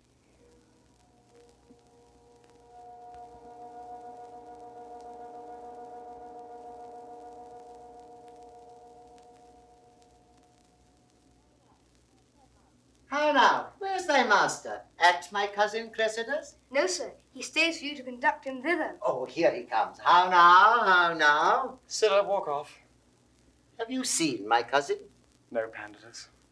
I stalk about her door like a strange soul upon the Stygian banks, staying for waftage. Oh, be thou my Cairn, and give me swift transportance to those fields where I may wallow in the lily beds proposed for the deserver. O gentle Pandarus, from Cupid's shoulder pluck his painted wings and fly with me to Cressida. I'll walk here in the orchard. I'll bring her straight. I am giddy. Expectation whirls me round. The imaginary relish is so sweet that it enchants my sense. What will it be when that the watery palate's taste indeed love's thrice repured nectar? Death, I fear me, swooning destruction, or some joy too fine, too subtle potent, and too sharp in sweetness for the capacity of my ruder powers. I fear it much, and I do fear besides that I shall lose distinction in my joys, as doth the battle when they charge on heaps, the enemy flying. She's making her ready. She comes straight. You must be witty now. She does so blush and fetches her wings so short as if she were frayed with a sprite. I'll fetch her. Oh, it is the prettiest villain. She fetches her breath as short as a new tame sparrow. Even such a passion doth embrace my bosom. My heart beats thicker with a feverish pulse, and all my powers do their bestowing lose, like vassalage at unawares encountering the eye of majesty. Oh, come, come, what need you blush? Oh, shame's a baby. Here she is now. Swear the oaths now to her that you have sworn to me. What, are you gone again? Oh, you must be watched there. You be made tame, must you? Come your ways, come your ways. And you draw backward, we'll put you in the fields. Why do you not speak to her? Come, draw this curtain and let's see your picture. Oh, alas, the day how loath you are to offend daylight, and 'twere dark you'd close sooner. So, rub on and kiss the mistress. Oh, now, a kiss in fee farm. Oh, Bill there, carpenter, the air is sweet. Nay, you shall fight your hearts out ere I part you. The falcon is the tercel for all the ducks of the river. Go to, go to. You have bereft me of all words, lady. All words pay no debts, give her deeds. But she'll believe you the deeds too if she call your activity in question. Oh, what billing again? Here's in witness whereof the parties interchangeably. Come in, I'll go get a fire. Will you walk in, my lord? Oh, Cressida, how often have I wished me thus? Wished, my lord. The gods grant... Oh, my lord. What should they grant? What makes this pretty abruption? What too curious drag espies my sweet lady in the fountain of our love? More dregs than water if my fears have eyes. Fears make devils of cherubims, they never see truly. Blind fear, that seeing reason leads, finds safer footing than blind reason stumbling without fear. To fear the worst, oft cures the worse. Oh, let my lady apprehend no fear. In all Cupid's pageant there is presented no monster. No, nothing monstrous neither. Nothing but our undertakings. When we vow to weep seas, live in fire, eat rocks, tame tigers, thinking it harder for our mistress to devise imposition enough than for us to undergo any difficulty imposed. This is the monstrosity in love, lady, that the will is infinite and the execution confined, that the desire is boundless and the act a slave to limit. They say all lovers swear more performance than they are able, and yet reserve an ability that they never perform, vowing more than the perfection of 10, and discharging less than the 10th part of 1. They that have the voice of lions and the act of hares, are they not monsters? Are there such? Such are not we. Praise us as we are tasted, allow us as we prove. Our head shall go bare till merit crown it. No perfection and reversion shall have a praise in present. We will not name desert before his birth, and being born his addition shall be humble. Few words to fair faith. Troilus shall be such to Cressida, as what envy can say worst shall be a mock for his truth. And what truth can speak truest, not truer than Troilus. Will you walk in, my lord? What, blushing still, or have you not done talking yet? Well, uncle, what folly I commit, I dedicate to you. I thank you for that. If my lord get a boy of you, you'll give him me. Be true to my lord. If he flinch, chide me for it. You know now your hostages, your uncle's word and my firm faith. Nay, I'll give my word for her too. Our kindred, though they be long ere they are wooed, they are constant being one. They are burrs, I can tell you, they'll stick where they are thrown. Boldness comes to me now and brings me heart. Prince Troilus, I have loved you night and day for many weary months. Why was my Cressida then so hard to win? Hard to seem one? But I was one, my lord, with the first glance that ever... Pardon me if I confess much, you will play the tyrant. I love you now, but not till now so much, but I might master it. In faith I lie. My thoughts were like unbridled children, grown too headstrong for their mother. See, we fools, why have I blabbed? Who shall be true to us when we are so in secret to ourselves? But though I loved you well, I wooed you not. And yet, good faith, I wished myself a man. Or that we women had men's privilege of speaking first. Sweet, bid me hold my tongue. For in this rapture I shall surely speak the thing I shall repent. See your silence, cunning in dumbness, from my weakness draws my soul of counsel from me. Stop my mouth. And shall, albeit sweet music issues thence. Pretty, Ife. My lord, I do beseech you pardon me. It was not my purpose thus to beg a kiss. I am ashamed.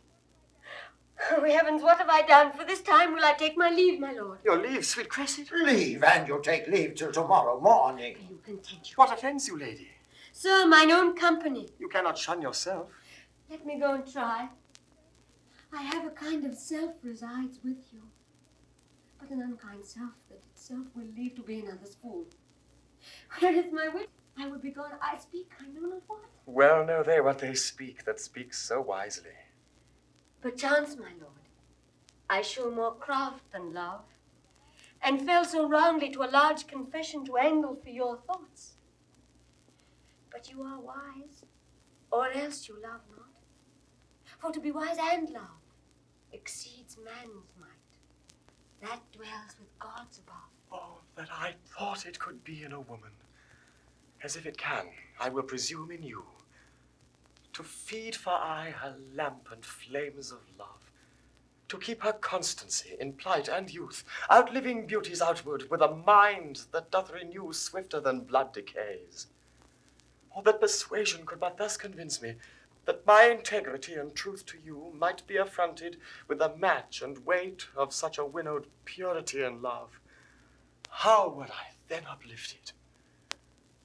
But alas, I am as true as truth's simplicity, and simpler than the infancy of truth. In that I'll war with you. Oh, virtuous fight! When right with right wars, who shall be most right? True swains in love shall in the world to come approve their truths by Troilus.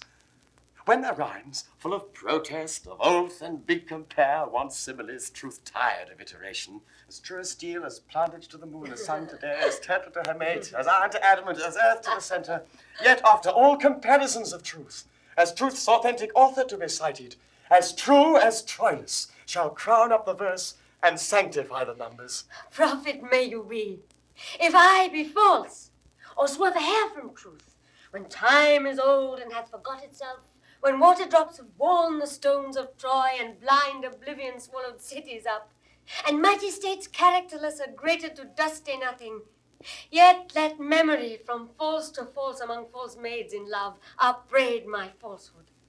When they've said as false as air, as water, wind, or sandy earth, as fox to lamb, as wolf to heifer's calf, pard to the hind, or stepdam to her son, yea, let them say to stick the heart of falsehood as false as Cressida. Go to a bargain made, seal it, I'll be the witness. Here I hold your hand. Here, my cousins, if ever you prove false to one another, since I have taken such pains to bring you together, let all pitiful goers between be called to the world's end after my name. Call them all Pandars. Let all constant men be Troyluses, and all false women Cressids, and all brokers between Pandars. Say amen.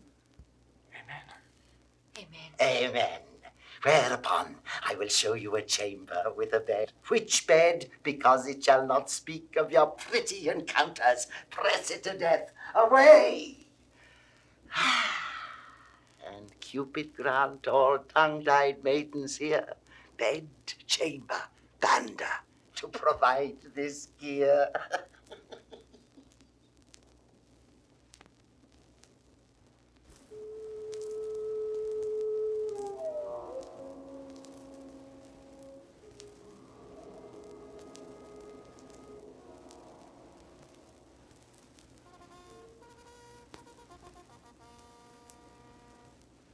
Now, princes, for the service I have done you, the advantage of the time prompts me aloud to call for recompense. Appear it to your mind that through the sight I bear in things to come, I have abandoned Troy, left my possession, incurred a traitor's name, exposed myself from certain and possessed conveniences to doubtful fortunes, sequestering from me all that time, acquaintance, custom, and condition made tame and most familiar to my nature, and here to do you service and become as new into the world, strange, unacquainted. I do beseech you, as in way of taste, to give me now a little benefit out of those many registered in promise which you say live to come in my behalf. What wouldst thou of us, Tryon? Make demand. You have a Troyan prisoner called Antenor, yesterday took. Troy holds him very dear. Oft have you, often have you, thanks therefore, desired my Cressida in right great exchange, whom Troy hath still denied. But this Antenor, I know, is such a rest in their affairs that their negotiations all must slack, wanting his manage, and they will almost give us a prince of blood, a son of Priam, in change of him. Let him be sent, great princes, and he shall buy my daughter, and her presence shall quite strike off all service I have done in most accepted pain. Let Diomedes bear him and bring us Cressida hither. Calchas shall have what he requests of us. Good Diomed, furnish you fairly for this interchange. Withal, bring word if Hector will tomorrow be answered in his challenge. Ajax is ready. This shall I undertake. That is a burden which I am proud to bear. Achilles stands in the entrance of his tent. He said our general to pass strangely by him, as if he were forgotten, and princes all lay negligent and loose regard upon him. I will come last. 'Tis like he'll question me, why such unplausive eyes are bent, why turned on him. If so, I have derision mentionable to use between your strangeness and his pride, which his own will shall have desire to drink. It may do good. Pride hath no other glass to show itself but pride. For supple knees feed arrogance, and are the poor man's feet. We'll execute your purpose, and put on a form of strangeness as we pass along. So do each lord, and either greet him not, or else disdainfully, which shall shake him more than if not looked on. I will lead the way. What, comes the general to speak with me? You know my mind. I'll fight no more against Troy. What says Achilles? Would he aught with us? Would you, my lord, aught with the general? No. Nothing, my lord. The better. Good day. How do you? How do you? What? Does the cuckold scorn me? How now, Patroclus? Good morrow, Ajax. Good morrow. Aye, and good next day, too. What mean these fellows?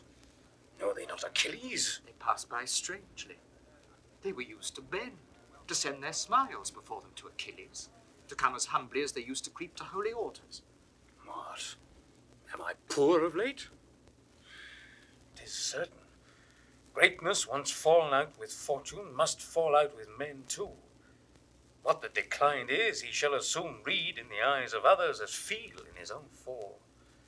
For men like butterflies show not their mealy wings but to the summer.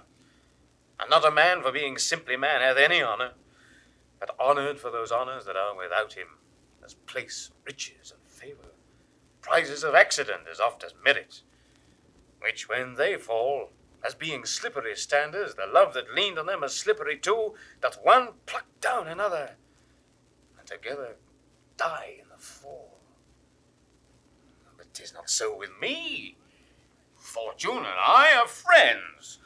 I do enjoy an ample point all that I did possess, save these men's looks, who do methinks find out something not worth in me such rich beholding as they have often given. Here is Ulysses. I'll interrupt his reading. How now, Ulysses? Now, great Thetis' son. What are you reading? A strange fellow here writes me that man, how dearly ever parted, how much in having, or without or in, cannot make boast to have that which he hath, nor feels not what he owes, but by reflection, as when his virtues shining upon others heat them, and they retort that heat again to the first giver. This is not strange, Ulysses. The beauty that is born here in the face the bearer knows not, but commends itself to others' eyes. Nor doth the eye itself, that most pure spirit of sense, behold itself, not going from itself, but eye to eye opposed, salutes each other with each other's form. For speculation turns not to itself till it hath travelled, and is married there where it may see itself. This is not strange at all. I do not strain at the position, it is familiar, but at the author's drift, who in his circumstance expressly proves that no man is the lord of anything, though in and of him there be much consisting, till he communicate his parts to others. Nor doth he of himself know them for aught, till he behold them formed in the applause, where they're extended. Oh, like an arch, reverberate the voice again, or like a gate of steel fronting the sun, receives and renders back his figure and his heat. I was much wrapped in this, and apprehended here immediately the unknown Ajax. Oh, heavens, what a man is there! A very horse, that has he knows not what. Nature, what things there are most abject in regard and dear in use. What things again most dear in the esteem and poor in worth. Now shall we see, tomorrow, an act that very chance doth throw upon him Ajax renowned. Oh, heavens, what some men do while some men leave to do. How some men creep in skittish Fortune's hall while others play the idiots in her eyes. How one man eats into another's pride while pride is fasting in his wantonness. To see these Grecian lords, why even already they clap the lubber Ajax on the shoulder as if his foot were on brave Hector's breast and great Troy shrinking. I do believe it, for they passed by me, as misers do by beggars. Neither gave to me good word nor look. What, are my deeds forgot? Time hath my lord a wallet at his back, wherein he puts alms for oblivion, a great-sized monster of ingratitudes. Those scraps are good deeds past, which are devoured as fast as they are made, forgot as soon as done. Perseverance, dear my lord, keeps honour bright. To have done is to hang quite out of fashion, like a rusty mail in monumental mockery. Take the instant way. For honour travels in a strait so narrow, where one but goes abreast. Keep then the path, for emulation hath 1,000 sons that one by one pursue. If you give way or hedge aside from the direct forthright, like to an entered tide, they all rush by and leave you hindmost. or like a gallant horse fallen in first rank, lie there for pavement to the abject rear, o'errun and trampled on.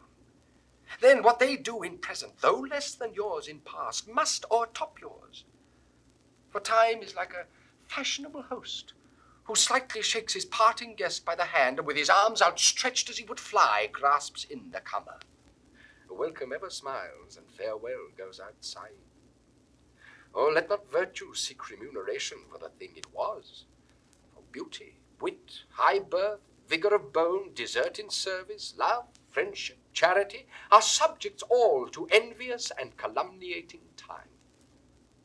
One touch of nature makes the whole world kin, that all with one consent praise new-born gods, though they are made and moulded of things past, and give to dust that is a little gilt more laud than gilt or dusted. The present eye praises the present object. Then marvel not, thou great and complete man, that all the Greeks begin to worship Ajax, since things in motion sooner catch the eye than what not stirs. The cry went once on thee, and still it might, and yet it may again, if thou wouldst not entomb thyself alive, and case thy reputation in thy tent, whose glorious deeds but in these fields of late made emulous missions mongst the gods themselves, and drave great Mars to faction. Of this my privacy I have strong reason. But against your privacy the reasons are more potent and heroical. 'Tis known, Achilles, that you are in love with one of Priam's daughters. Known? Oh, is that a wonder? The Providence that's in a watchful state knows almost every grain of Pluto's gold, finds bottom in the uncomprehensive deeps, keeps place with thought, and almost like the gods do thoughts themselves unveil in their dumb cradles. There is a mystery with whom relation durst never meddle, in the soul of state, which hath an operation more divine than breath or pen can give expression to. All the commerce that you have had with Troy, as perfectly as ours, as yours, my lord. And better would it fit Achilles much to throw down Hector than Polyxena. But it must grieve young Pyrrhus now at home, when fame shall in our island sound her trump, and all the Greekish girls shall tripping sing, great Hector's sister did Achilles win, but our great Ajax bravely beat down him. Farewell, my lord. I, as your lover, speak. The fool slides o'er the ice that you should break.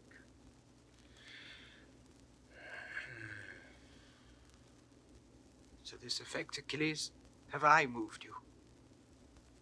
A woman, impudent and mannish grown, is not more loathed than an effeminate man in time of action. I stand condemned for this.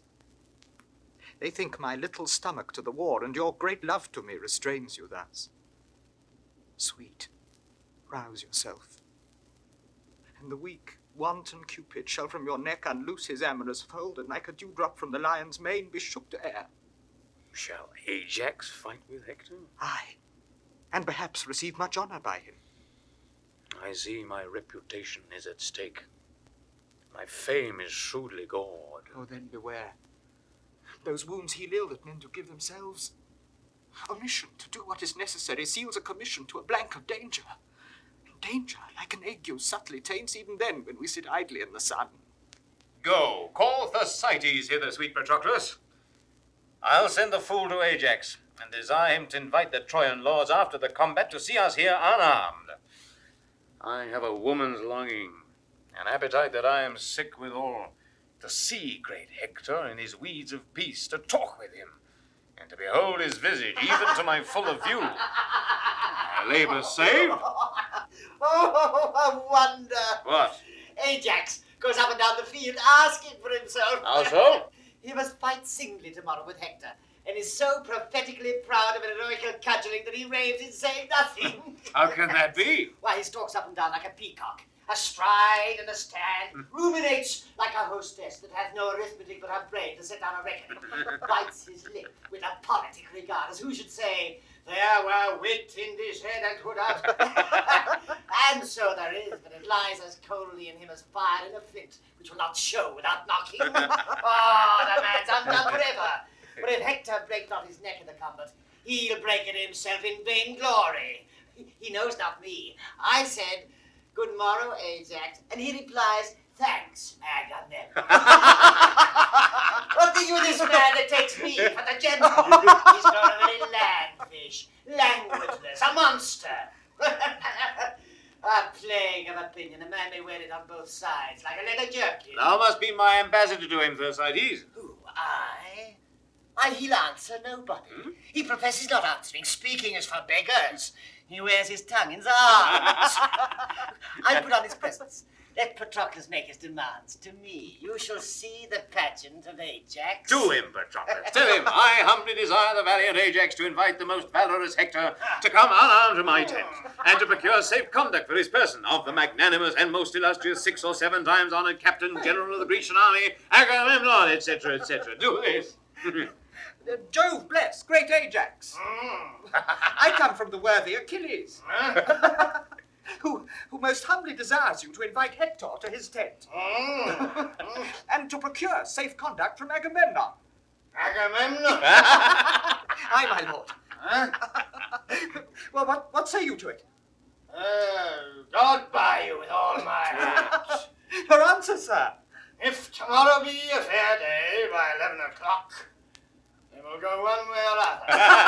Howsoever, he shall pay for me, and he has me. Your answer, sir. Fare you well with all my heart. Why, but he's not in this tune, is he? No, but his attitude, that's. What music will be in him when Hector has knocked out his brains, I know not.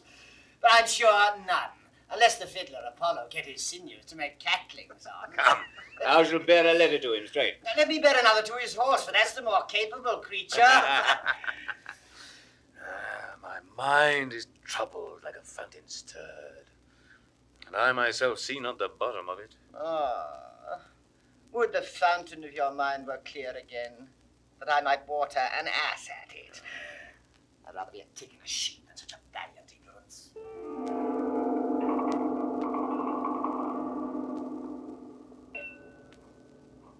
See ho, who is that there? It is the Lord Aeneas. Is the prince there in person? Had I so good occasion to lie long as you, Prince Bayliss, nothing but heavenly business should rob my bed of my company. That's my mind too. Good morrow, Lord Aeneas. A valiant Greek, Aeneas, take his hand. Witness the process of your speech, wherein you told how Diomedes in a whole week by days did haunt you in the field. Health to you, valiant sire, during all question of the gentle truce. But when I meet you armed, as black defiance as heart can think or courage execute. The one and other Diomed embraces. Our bloods are now in calm, and so long health. But when contention and occasion meets, by Jove, I'll play the hunter for thy life with all my force, pursuit, and policy. And thou shalt hunt a lion that will fly with his face backward. Oh, inhumane gentleness, welcome to Troy. Now by Anchises' life, welcome indeed. By Venus' hand, I swear, no man alive can love in such a sort the thing he means to kill more excellently. We sympathize. Jove, let Aeneas live. If to my sword his fate be not the glory, 1,000 complete courses of the sun. But in my nebulous honor, let him die with every joint a wound, and that tomorrow. We know each other well. We do, and long to know each other worse. This is the most despiteful, gentle greeting, the noblest, hateful love that e'er I heard of. What business, lord, so early? I was sent for to the king, but why, I know not. His purpose meets you. It was to bring this Greek to Calchas' house, and there to render him for the enfreed Antenor, the fair Cressida. Let's have your company, or if you please, haste there before us. I constantly do think, or rather call my thought a certain knowledge. My brother Troilus lodges there tonight, and I was thinking, give him note of my approach from the whole quality whereof I fear we shall be much unwelcome. That I assure you. Troilus had rather Troy were born to Greece than Cressida born to Troy. There is no help. The bitter disposition of the time will have it so. On, Lord, we'll follow you. Good morrow, all. And tell me, noble Diomed, faith, tell me true, even in the soul of sound good fellowship, who in your thoughts merits fair Helen most? Myself or Menelaus? Both alike. He merits well to have her that doth seek her, not making any scruple of her soilure with such a hell of pain and world of charge.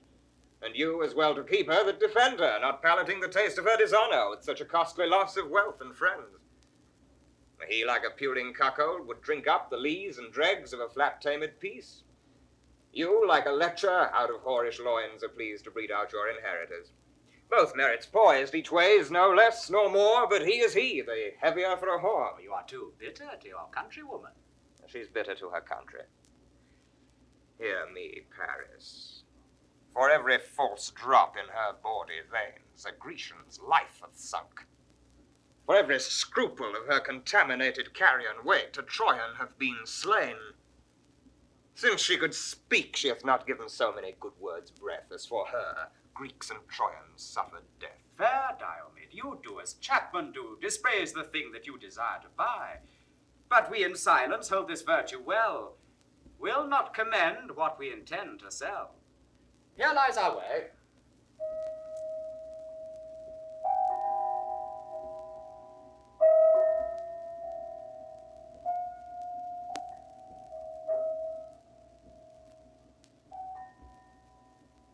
Dear, trouble not yourself, the morn is cold. Then, sweet my lord, I'll call mine uncle down. He shall unbolt the gates. Trouble him not. To bed, sleep kill those pretty eyes, and give a soft attachment to thy senses, as infants empty of all thought. Good morrow, then. I prithee now to bed. Are you aweary of me? Oh, Cressida, but that the busy day, waked by the lark, hath roused the ribald crows, and dreaming night will hide our joys no longer. I would not from thee. Night hath been too brief. Beshrew the witch.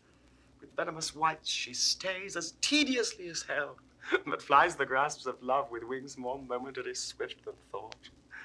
You will catch cold and curse me. Prithee, tarry. You men will never tarry. Oh, foolish Cressida. I might have still held off, and then you would have tarried. Hark, there's one up. What? All the doors open here? It is your uncle. A pestilence on him. Now he will be mocking. I shall have such a life. How now, how go laden heads? Here, you maid. Where's my cousin Cressida? Go hang yourself, you naughty mocking uncle. You bring me to do, and then you flout me too. To do what? Let us say what. What have I brought you to do? Come, beshrew your heart. You'll never be good enough suffer others. Alas, poor wretch, poor Capocchia. Has not slept tonight. Would he not a naughty man let it sleep, or a bugbear take him? Did not I tell you? Would he were knocked in the head. Who's that at door? Good uncle, go and see. My lord, come you again into my chamber. You smile and mock me as if I meant naughtily. Come, you are deceived. I think of no such thing. How earnestly they knock. Pray you come in. I would not for half Troy have you seen here. Who's there? What's the matter? Will you beat down the door? Now, what's the matter? Good morrow, Lord. Good morrow. Who's there? Oh, my Lord Aeneas, by my troth, I knew you not. Oh, what news with you so early? Is not Prince Troilus here? Here? What should you do here? Come, he is here, my lord. Do not deny him. It doth import him much to speak with me. Oh, see, you say you 'tis more than I know, I'll be sworn. For my own part, I came in late. Oh, what should you do here? Oh, nay then. Come, you'll do him wrong, are you aware? You'll be so true to him to be false to him. Do not you know of him, that yet go fetch him hither. Go. How now? What's the matter? My lord, I scarce have leisure to salute you, my matter is so rash. There is at hand Paris your brother, and Deiphobus, the Grecian Diomed, and our Antenor delivered to us. And for him forthwith, ere the first sacrifice, within this hour, we must give up to Diomedes' hand the lady Cressida. Is it concluded so? By Priam and the general state of Troy. They are at hand and ready to effect it. How my achievements mock me. I will go meet them. And my lord Aeneas, we met by chance. You did not find me here. Good, my lord. The secrets of nature have not more gift in that eternity. Is't possible? No sooner got but lost. There the devil take Antenor. Oh, the young prince will go mad. A plague upon Antenor. I would they had broke his neck. How now, what's the matter? Who's here? Why say you so profoundly? Where's my lord gone? Tell me, sweet uncle. What's the matter? Would I were as deep under the earth as I am above. Oh, the gods, what's the matter? Prithee, get thee in. Would thou hadst ne'er been born. I knew thou wouldst be his death. Oh, poor gentleman. A plague upon Antenor. Good uncle, I beseech you on my knees. I beseech you. What's the matter? Thou must be gone, wench. Thou must be gone. Thou art changed for Antenor. Thou must to thy father and be gone from Troilus. 'Twill be his death, 'twill be his bane. He cannot bear it. Oh, you immortal gods, I will not go! Thou must. I will not, uncle. I have forgot my father. I know no touch of consanguinity. No kin, no love, no blood, no soul so near me as the sweet Troilus. Oh, you gods divine, make Cressida's name the very crown of falsehood if ever she leave Troilus. Time, force, and death, do to this body what extremes you can. But the strong base and building of my love is as the very center of the earth, drawing all things to it. I will go in and weep. Do. Tear my bright hair and scratch my praised cheeks. Crack my clear voice with sobs and break my heart with sounding Troilus. I will not go from Troy.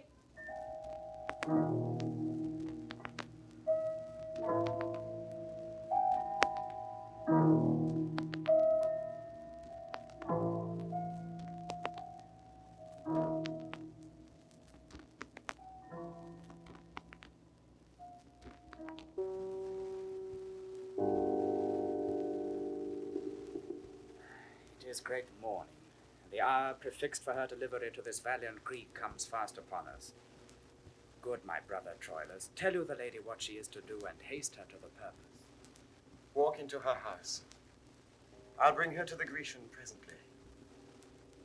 And to his hand, when I deliver her, think it an altar, and thy brother Troilus a priest, there offering to it his own heart. I know what 'tis to love, and would, as I shall pity, I could help. Please you walk in, my lords.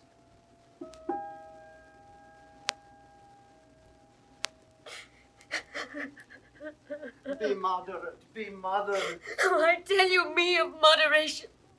The grief is fine, full, perfect that I taste, and no less in a sense as strong as that which causeth it.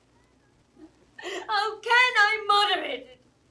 If I could temporize with my affection or brew it to a weak and colder palate, the like allayment could I give my grief. My love admits no qualifying dross. No more my grief in such a precious loss. Here he comes, our sweet ducks. Oh, Troilus, Troilus! Oh, what a pair of spectacles is here. Let me embrace too. Oh, heart, as the goodly saying is, oh, heart, heavy heart, why sighest thou without breaking? Where he answers again, because thou canst not ease thy smart by friendship, nor by speaking. There was never a truer rhyme. Let us cast away nothing, for we may live to have need of such a verse. We see it, we see it. How now, lamb? Cressida, I love thee in so strange a purity, that the blessed gods, as angry with my fancy, more bright in zeal than the devotion which cold lips blow to their deities, take thee from me. Have the gods envy? Aye, 'tis too plain a case. And is it true that I must go from Troy? A hateful truth. What? And from Troilus too? From Troy and Troilus. Is possible? And suddenly, when injury of chance puts back leave-taking, jostles roughly by all time of pause, rudely beguiles our lips of all rejoinder, forcibly prevents our locked embraces, strangles our dear vows even in the birth of our own labouring breath. We two, that with so many thousand sighs did buy each other, must poorly sell ourselves with a rude brevity and discharge of one. Injurious time, now with a robber's haste, crams his rich thievery up, he knows not how. As many farewells as be stars in heaven, with distinct breath and consigned kisses to them, he fumbles up into a loose adieu, and scants us with a single famished kiss, distasted with the salt of broken tears. My lord, is the lady ready? Hark, you are called. Some say the genius so cries, come to him that instantly must die. Bid them have patience, she shall come anon. Where are my tears? Rain to lay this wind, or my heart will be blown up by the root. I must then to the Grecians. No remedy. A woeful Cressida amongst the many Greeks. When shall we see again? Hear me, my love. Be thou but true of heart. I true? How now? What wicked deme is this? Never must use expostulation kindly, for it is parting from us. I speak not, be thou true as fearing thee, for I will throw my glove to death himself, that there's no maculation in thy heart. But be thou true, say I, to fashion in my sequent protestation. Be thou true, and I will see thee. Oh, you shall be exposed, my lord, to dangers as infinite as imminent. But I'll be true. And I'll grow friend with danger. Wear this sleeve. And you this glove. When shall I see you? I will corrupt the Grecian sentinels to give thee nightly visitation. But yet, be true. Oh, heavens, be true again. Hear why I speak it, love. The Grecian youths are full of quality. They're loving, well composed with gifts of nature, flowing and swelling o'er with arts and exercise. How novelties may move, and parts with person, alas, a kind of godly jealousy, which I beseech you call a virtuous sin, makes me a fear. Oh, heavens, you love me not. Die I a villain, then. In this I do not call your faith in question so mainly as my merit. I cannot sing, nor heal the high lavote, nor sweeten talk, nor play at subtle games, fair virtues all, to which the Grecians are most prompt and pregnant. But I can tell that in each grace of these there lurks a still and undiscoursive devil that tempts most cunningly, but be not tempted. Do you think I will? No, but something may be done that we will not. And sometimes we are devils to ourselves when we will tempt the frailty of our powers, presuming on their changeful potency. Hey, good my lord! Come, kiss, and let us part. Brother Troilus! Good brother, come you hither, and bring Aeneas and the Grecian with you. My lord! Will you be true? Who I? Alas, it is my vice, my fault. Whilst others fish with craft for great opinion, I with great truth catch mere simplicity. While some with cunning gild their copper crowns, with truth and plainness I do wear mine bare. Fear not my truth. The moral of my wit is plain and true. There's all the reach of it. Welcome, Sir Diomed. Here is the lady, which for Antenor we deliver you. At the port, Lord, I'll give her to thy hand, and by the way possess thee what she is. Entreat her fair, and by my soul, fair Greek, if e'er thou stand at mercy of my sword, name Cressida, and thy life shall be as safe as Priam is in Ilium. Fair Lady Cressida, so please you save the thanks this prince expects. The luster in your eye, heaven in your cheek, pleads your fair usage. And to Diomed you shall be mistress and command him wholly. Grecian! Thou dost not use me courteously to shame the zeal of my petition towards in praising her. I tell thee, Lord of Greece, she is as far high soaring o'er thy praises as thou unworthy to be called her servant. I charge thee, use her well, even for my charge. For I, the dreadful Pluto, if thou dost not, though the great bulk Achilles be thy guard, I'll cut thy throat. Oh, be not moved, Prince Troilus. Let me be privileged by my place and message to be a speaker free. When I am hence, I'll answer to my lust. And know, my lord, I'll nothing do on charge. To her own worth she shall be prized. But that you say, be it so, I'll speak it in my spirit and honor, no. Come to the port. I tell thee, Diomed, this brave shall oft make thee to hide thy head. Lady, give me your hand, and as we walk to our own selves, bend we our needful talk. Hark, Hector's trumpet! How have we spent this morning? The prince must think me tardy and remiss that swore to ride before him to the field. 'Tis Troilus' fault. Come, come to field with him. Let us make ready, straight. Yea, with a bridegroom's fresh alacrity, let us address to tend on Hector's heels. The glory of our Troy doth this day lie on his fair worth and single chivalry. Here art thou in appointment, fresh and fair, anticipating time with starting courage. Give with thy trumpet a loud note to Troy, thou dreadful Ajax, that the appalled air may pierce the head of the great combatant, and hail him hither. Thou trumpet, there's my purse. Now crack thy lungs and spit thy brazen pipe. Blow, villain, till thy spirit bias cheek out, swell the colic of puffed aquilon. Come, stretch thy chest and let thy eyes spout blood. Thou blowest for Hector!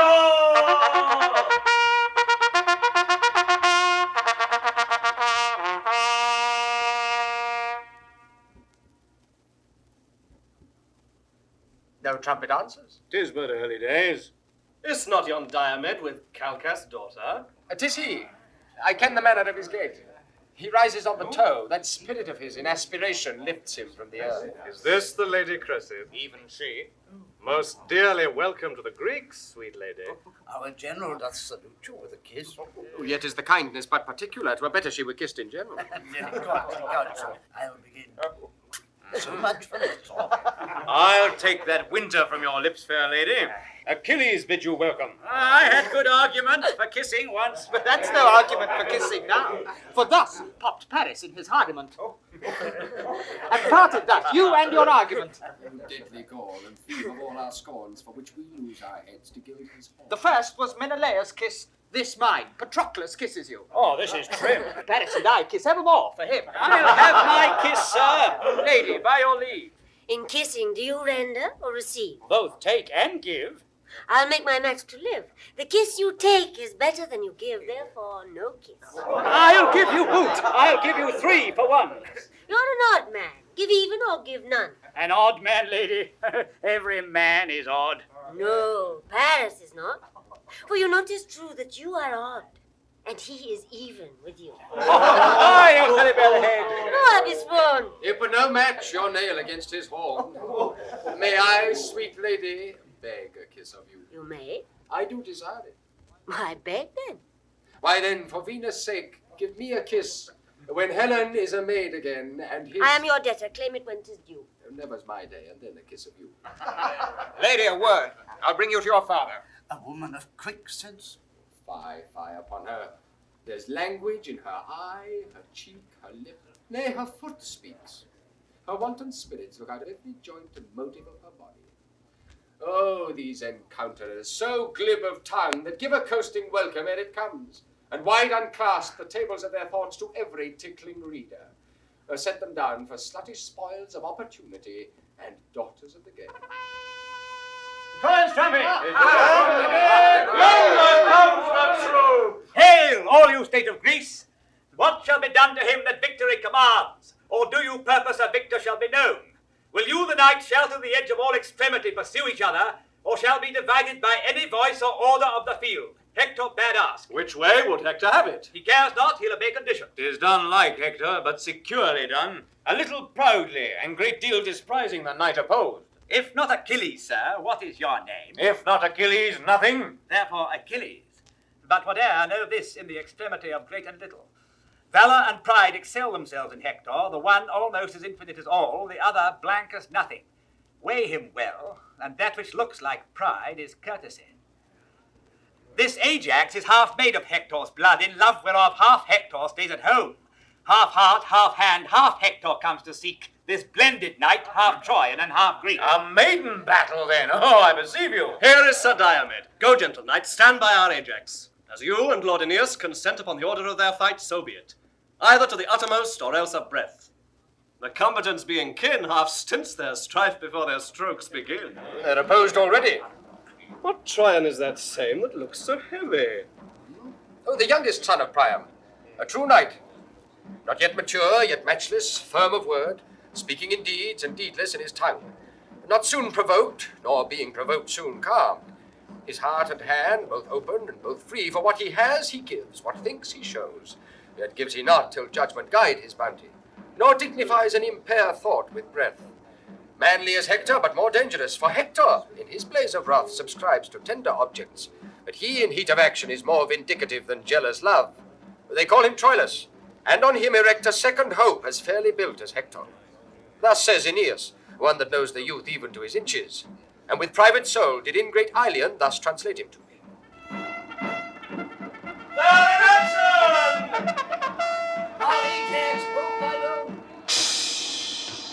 Hector, thou sleepst, awake thee! Let's blow the world is full. Ajax!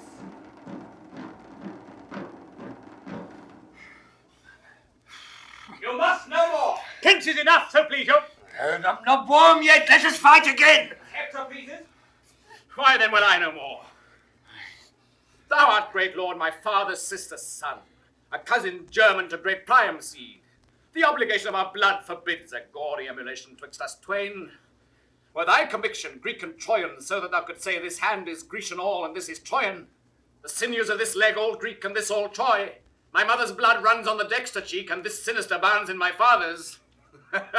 By Jove, multipotent, thou shouldst not bear from me a Greekish member, wherein my sword had not impressure made of our rank feud. But the just gods gainsay that any drop thou borrowedst from thy mother, my sacred aunt, should by my mortal sword be drained. Let me embrace thee, Ajax. By him that thunders, thou hast lusty arms. Hector would have them fall upon him thus. Cousin, all honor to thee. I thank thee, Hector. Thou art too gentle and too free a man. I came to kill thee, cousin, and bear hence a great addition earned in thy death. Not Neoptolemus so mirable, on whose bright crest fame with her loud, oh yes, cries, this is he, could promise to himself a thought of added honor torn from Hector. There is expectance here from both the sides. What further you will do? We'll answer it. The issue is embracement. Ajax, farewell. If I might in entreaties find success as seld I have the chance, I would entreat my famous cousin to our Grecian tent. 'Tis Agamemnon's wish, and great Achilles doth long to see unarmed the valiant Hector. Aeneas, call my brother Troilus to me, and signify this loving interview to the expectors of our Trojan part. Desire them home. Give me thy hand, my cousin. I will go eat with thee and see your knights. Great Agamemnon comes to meet us here. The worthiest of them, tell me name by name. But for Achilles, mine own searching eye shall find him by his large and portly size. Worthy of arms! As welcome as to one that would be rid of such an enemy, but that's no welcome. Understand more clear, what's past and what's to come is strewed with husks and formless ruin of oblivion. But in this extant moment, faith and troth, strained purely from all hollow bias drawing, bids thee with most divine integrity, from heart of very heart, great Hector, welcome. I thank thee, most imperious Agamemnon. My well-famed lord of Troy, no less to you. Let me confirm my princely brother's greeting. You brace of warlike brothers, welcome hither. Who must we answer? The noble Menelaus. Oh, you, my lord. By Mars' gauntlet, thanks. Mark not that I affect the untraded oath. Your quondam wife swears still by Venus' glove. She's well, but bade me not commend her to. Oh, name her not now, sir. She's a deadly thief. Your pardon, I offend. I have, thou gallant Trojan, seen thee oft labouring for destiny make cruel way through ranks of Greek's youth, and I have seen thee as hot as Perseus spur thy Phrygian steed, and seen thee scorning forfeits and subduements when thou hast hung thy advanced sword in the air, not letting it decline on the declined. That I have said unto my standers by, lo, Jupiter is yonder dealing life. And I have seen thee pause and take thy breath when that a ring of Greeks have hemmed thee in like an Olympian wrestling. This have I seen, but this thy countenance, still locked in steel, I never saw till now. I knew thy grandsire, and once fought with him. He was a soldier good, but by great Mars, the captain of us all, never like thee. Let an old man embrace thee, and worthy warrior, welcome to our tents. 'Tis the old Nestor. Let me embrace thee, good old chronicle, that has so long walked hand in hand with time.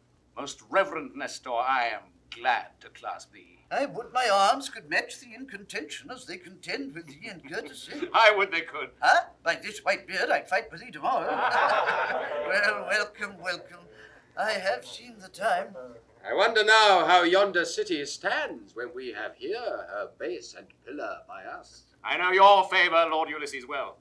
Ah, sir, there's many a Greek and Trojan dead since first I saw yourself and Diomedes in Ilion on your Greekish embassy. Sir, I foretold you then what would ensue. My prophecy is but half his journey yet. For yonder walls that pertly front your town, yon towers whose wanton tops do bust the clouds, must kiss their own feet. I must not believe you. There they stand yet, and modestly I think the fall of every Phrygian stone will cost a drop of Grecian blood. The end crowns all, and that old common arbitrator Time will one day end it. So to him we leave it. Most gentle and most valiant Hector, welcome. After the general, I beseech you next to feast with me and see me at my tent. I shall forestall thee, Lord Ulysses, thou. Now, Hector, I have fed mine eyes on thee. I have with exact view perused thee, Hector, and quoted joint by joint. Is this Achilles? I am Achilles. Stand fair, I pray thee. Let me look on thee. Behold thy fill. Nay, I have done already. Thou art too brief. I will the second time, as I would buy thee, view thee limb by limb. Oh, like a book of sport thou'lt read me o'er, but there's more in me than thou understandst. Why dost thou so oppress me with thine eye? Tell me, you heavens, in which part of his body shall I destroy him? Whether there, or there, or there, that I may give the local wound a name, and make distinct the very breach whereout Hector's great spirit flew. Answer me, heavens! It would discredit the blessed gods, proud man, to answer such a question. Stand again. Think'st thou to catch my life so pleasantly as to prenominate in nice conjecture where thou wilt hit me dead? I tell thee, yea. Wert thou the oracle to tell me so, I'd not believe thee. Henceforth guard thee well, for I'll not kill thee there, nor there, nor there, but by the forge that stood in Mars' helm, I'll kill thee everywhere, yea, o'er and o'er. You wisest Grecians, pardon me this brag. His insolence draws folly from my lips, but I'll endeavour deeds to match these words, or may I never... Do not chafe thee, cousin, and you, Achilles, let these threats alone till accident or purpose bring you to it. You may have every day enough of Hector if you have stomach. The general state, I fear, can scarce entreat you to be odd with him. I pray you let us see you in the field. We've had pelting war since you refused the Grecians' cause. Dost thou entreat me, Hector? Tomorrow do I meet thee, fell as death. Tonight, all friends. Thy hand upon the match. First, all you peers of Greece go to my tent. There in the full convive we. Afterwards, as Hector's leisure and your bounty shall concur together, severally entreat him. Beat loud the tambourines, let the trumpets blow, that this great soldier may his welcome know.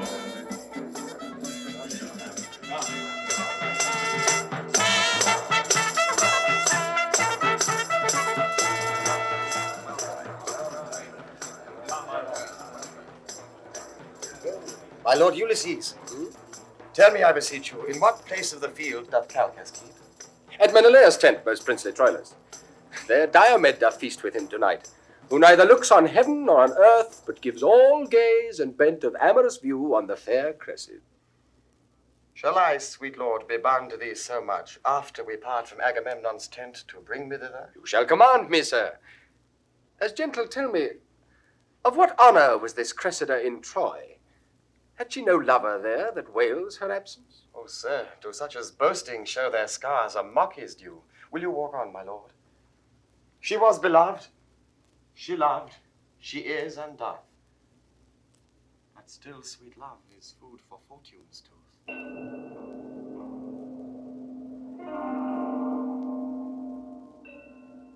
I'll heat his blood with Greekish wine tonight, which with my scimitar I'll cool tomorrow.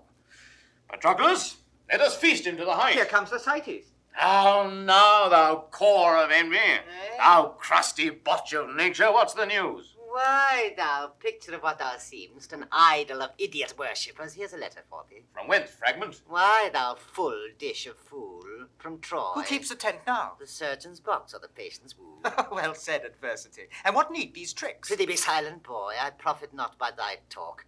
Thou art thought to be Achilles' male varlet. Male varlet, you rogue? What's that? Why, his masculine whore.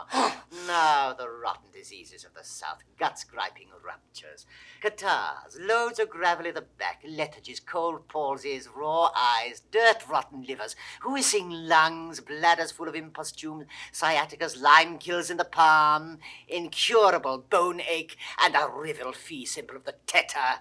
Take and take again such preposterous discoveries. Why, thou damnable box of envy, thou, what meanst thou to curse thus? Do I curse thee? Why, no, you ruinous butt, you whoreson, indistinguishable cur. No? Why art thou then exasperate, thou idle, immaterial skein of sleeve silk, thou green saracenet flap for a sore eye, thou tassel of a prodigal's purse, thou? Ah, how the poor world is pestered with such water flies, diminutives of nature. Outgall. Finch egg. My sweet Patroclus, I am thwarted quite from my great purpose in tomorrow's battle. Here is a letter from Queen Hecuba, a token from her daughter, my fair love, both taxing me and gaging me to keep an oath that I have sworn. I will not break it. Fall Greeks, fail fame, honor, or go or stay, my major vow lies here. This I'll obey. Come, Thersites, help to trim my tent. This night in banqueting must all be spent. Away, Patroclus! With too much blood and too little brain, these two may run mad. But if with too much brain and too little blood they do, I'll be a curer of madmen. Here's Agamemnon, an honest fellow enough, and one that loves quails. But he has not so much brain as earwax. And the goodly transformation of Jupiter there, his brother, the bull, the primitive statue and oblique memorial of cockles, a thrifty shoeing horn in a chain hanging at his brother's leg. To what form but that he is, should wit larded with malice and malice forced with wit turn him to? To an ass were nothing, he is both ass and ox. To an ox were nothing, he is both ox and ass. To be a dog, a mule, a cat, a fitch, or a toad, a lizard, an owl, a puttock, or a herring without a roe, I would not care. But to be Menelaus, I would conspire against destiny. Ask me not what I would be if I were not Thersites, for I care not to be the louse of a laser, so I were not Menelaus. Hoy days, spirits and fire. Oh, yonder 'tis there where we see the light. Oh, I trouble you. No, not your wit. Here comes himself to guide you. Welcome, brave Hector.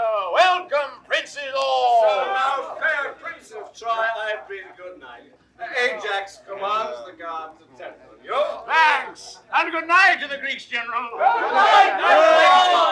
Good night, sweet Lord Menelaus.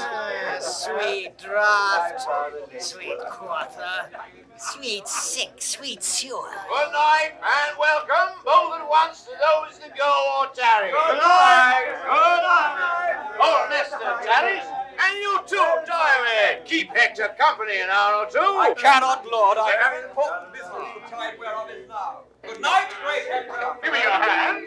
follow his torch. He goes to Calchas' tent. I'll bear you company. Sweet sir, you honor me. And so good night. Now come into my tent. Good night, Father Nestor. Now that same Diomedes, a false-hearted rogue, and most unjustly. No more trust him when he lives than I will accept when he is his. He will spend his mouth and promise like Brabler the hound, but when he performs, astronomers foretell it, it is prodigious. There will come some change. The sun borrows of the moon when Diomed keeps his word. I would rather leave to see Hector than not to dog him.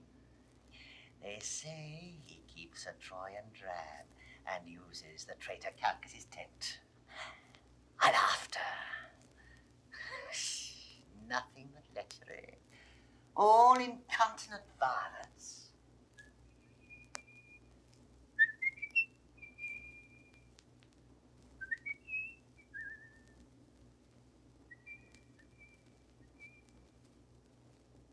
What are you up here, ho? Speak. Who calls? Diomed. Calchas, I think. Where's your daughter? She comes to you. Stand where the torch may not discover us. Cressida comes forth to you. Ah, now, my charge. Now, my sweet guardian. Hark, a word with you. She will sing any man at first sight. And any man may sing her, if he can take her clef. She's noted. Will you remember? Remember, yes. Nay, but do then. Let your mind be coupled with your words. Sweet honey Greek, tempt me no more to folly. Roguery. Nay, then. I'll tell you what. Ah, foe, come, tell a pin. You are a forsworn. In faith, I cannot. What would you have me do? Juggling trick to be secretly open. What did you swear you would bestow on me? I prithee, do not hold me to mine oath. Bid me do anything but that, sweet Greek. Good night. Oh, patience, not tired. Diomed? No, good night. I'll be your fool no more. I better must. Hark, one word in your ear. Remove, Prince, let us depart, I pray you. Let your displeasure should enlarge itself to wrathful terms. This place is dangerous, the time right deadly. I beseech you, go. Nay, good my lord, go off. You float a great distraction. Come on, I pray you stay. I have no patience. Come on, I pray you stay. Let's speak a word. And so, good night. Nay, but you part in anger. With the truth. No, Lord, I do. Be patient. Guardian, why, Greek? Oh, forward you palter. In faith, I do not. Come hither once again. Shake my lord at something. Will you go? You will break out. She's nervous. Come. Stay, by Jove, I will speak a word. It is between my will and Ulysses. God, stay a little while. How the devil luxury with his fat rump and potato finger tickles these together. Fry, lechery, fry. But will you, then? In faith I will, though. Never trust me else. Give me some token for the surety of it. I'll fetch you one. I've sworn patience. Fear me not, sweet lord. I will not be myself, not have cognition of what I feel. I am all patience. Now the pledge. Ah. Now. Here, Diomed. Keep this sleeve. Where is thy faith? My lord. You look upon that sleeve. Behold it well. He loved me. Oh, false wench, give me again. Whose was it? It is no matter now I have to gain. I will not meet with you tomorrow night. I pray thee, Diomed, visit me no more. Oh, she sharpens. Well said, Whetstone. I shall have it. What, this? Oh, all you gods. Oh, pretty, pretty pledge. Thy master now lies thinking in his bed of thee and me, and sighs, and takes my glove, and gives memorial dainty kisses to it as I kiss thee. Nay, do not snatch it from me. He that takes that doth take my heart withal. I had your heart before. This follows it. I did swear. You shall not have it, Diamond. Faith, you shall not. I'll give you something else. I will have this. Whose was it? It is no matter. Come, tell me whose it was. 'Twas one that loved me better than you will. Ooh. But now you have it, take it. Whose was it? By all Diana's waiting women yond, and by herself. I will not tell you whose. Tomorrow will I wear it on my helm, and grieve his spirit that dares not challenge it. Lost it on my home, it should be challenged. Well, 'tis done, 'tis past. And yet 'tis not. I will not keep my word. Why, then farewell. Thou never shalt mock Diomed again. You shall not go. One cannot speak a word, but it straight starts you. I do not like this fooling. Nor I, by Pluto. But that likes not you pleases me best. What? Shall I come the hour? I come. Oh, Jove, do come. I shall be plagued. Farewell till then. Good night. I pray thee, come. Troilus, farewell. One eye yet looks on thee, but with my heart the other eye doth see. Ah, poor our sex, this fault in us I find. The error of our eye directs our mind. What error leads master? Oh, then conclude. Mind swayed by eyes are full of turpitude. A proof of strength she could not publish more, unless she say my mind is now turned whore. All's done, my lord. It is. Why stay we then?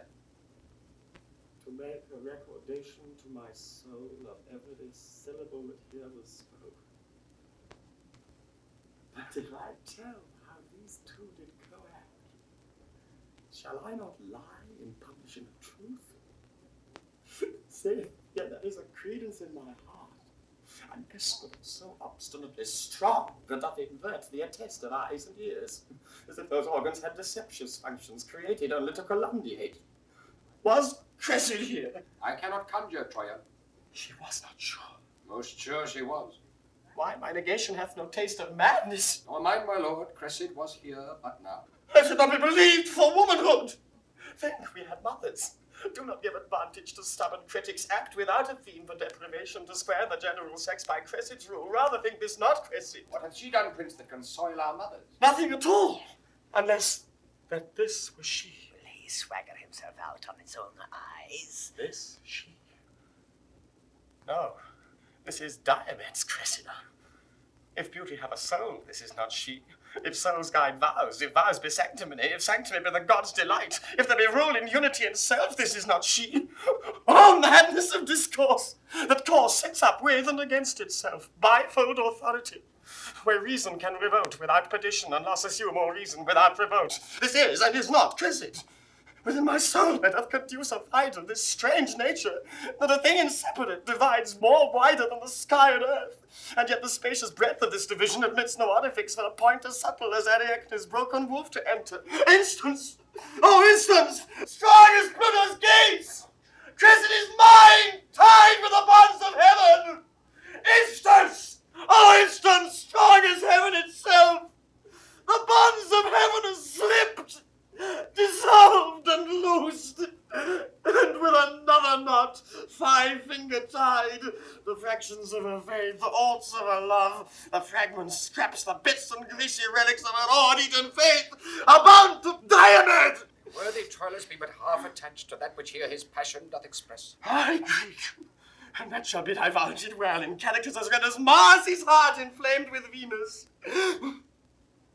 Never did young man fancy with so eternal and so fixed a soul. Ah, Greek, as much as I do Cressida love, so much by weight hate I her Diomed. Let's leave his mind that he'll bear in his helm.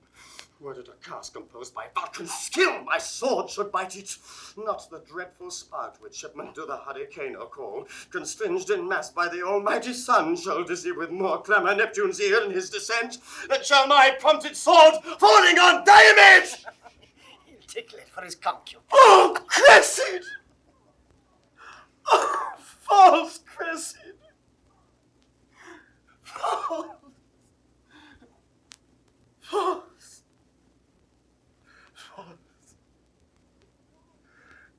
Let all untruth stand by thy stained name, and they'll seem glorious.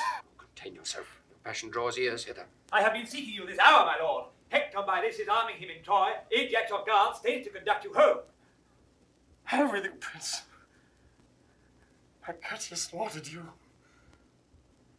Farewell, revolted fair. And Diomed, stand fast, and wear a castle on thy head. I'll bring you to the gates. Accept distracted thanks.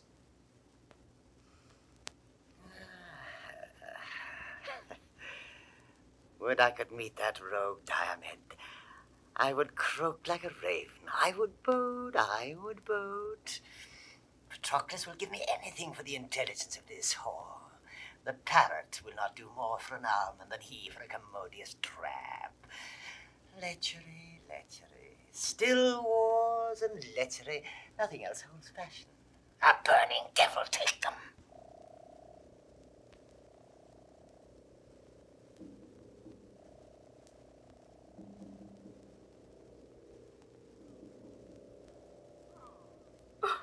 Cow! When was my lord so much ungently tempered to stop his ears against admonishment? Unarm, and do not fight today. You train me to offend you. Get you gone. By the everlasting gods, I'll go. My dreams will sure prove ominous to the day. No more, I say. Where is my brother Hector? Here, sister, armed and bloody in intent. Consort with me in loud and dear petition. Pursue we him on knees. For I have dreamt of bloody turbulence, and this whole night hath nothing been but shapes and forms of slaughter. Oh, 'tis true. Oh, bid my trumpet sound. No, to Sally, for the heavens, sweet brother. Begone, I say. The gods have heard me swear. The gods are deaf to hot and peevish vows. They are polluted offerings, more abhorred than spotted livers in the sacrifice. Oh, be persuaded. Do not count it wholly to hurt by being just. It is as lawful, for we would give much to use violent thefts and rob in the behalf of charity. It is the purpose that makes strong the vow. But vows to every purpose must not hold. Anon, sweet Hector. Hold you still, I say. Mine honor keeps the weather of my fate. Life every man holds dear, but the dear man holds honor far more precious dear than life. How now, young man? Meanst thou to fight today? Cassandra, call thy father to persuade. No, faith, young Troilus, doff thy harness youth. I am today the vein of chivalry. Let grow thy sinews till their knots be strong, and tempt not yet the brushes of the war. Unarm thee, go. And doubt thou not, brave boy, I'll stand today for thee and me and Troy. Brother, you have a vice of mercy in you which better fits a lion than a man. What vice is that? But Troilus, chide me for it. When many times the captive Grecian falls, even in the fan and wind of your fair sword, you bid them rise and live. Oh, 'tis fair play. Fool's play, by heaven, Hector. How now? How now? For the love of all the gods, let's leave the hermit pissy with our mothers. And when we have our armors buckled on, the venomed vengeance ride upon our swords. Spur them to ruthful work, rein them from ruth. Fie, savage, fie. Hector vent his walls. Troilus, I would not have you fight today. Who should withhold me? Not fate, obedience, nor the hand of Mars, beckoning with farded truncheon my retire. Not Primus and Hector on knees, their eyes all galled with recursive tears. Nor you, my brother, with your true sword drawn, opposed to hinder me, should stop my way. But by my ruin! Lay hold upon him, Priam. Hold him fast, he is thy crutch. Now if thou lose thy stay, thou on him leaning, and all Troy on thee fall altogether. Come, Hector, come, go back.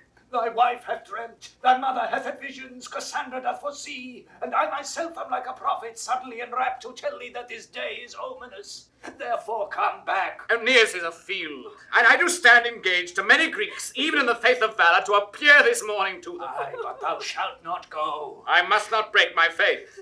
You know me dutiful, therefore, dear sir, let me not shame respect, but give me leave to take that course by your consent and voice, which you do here forbid me, royal Priam. Priam, yield not to him. Do not, dear father. Andromache, I am offended with you. Upon the love you bear me, get you in. This foolish, dreaming, superstitious girl makes all these bodements. Oh, farewell, dear Hector. Look how thou diest. Look how thy eye turns pale. Look how thy wounds do bleed at many vents. Hark, how Troy roars, how Hecuba cries out, how poor Andromache throws her dolour forth. Behold distraction, frenzy, and amazement. Like witless antics one another meet, and all cry, Hector! Hector's dead! Well. Oh, Hector!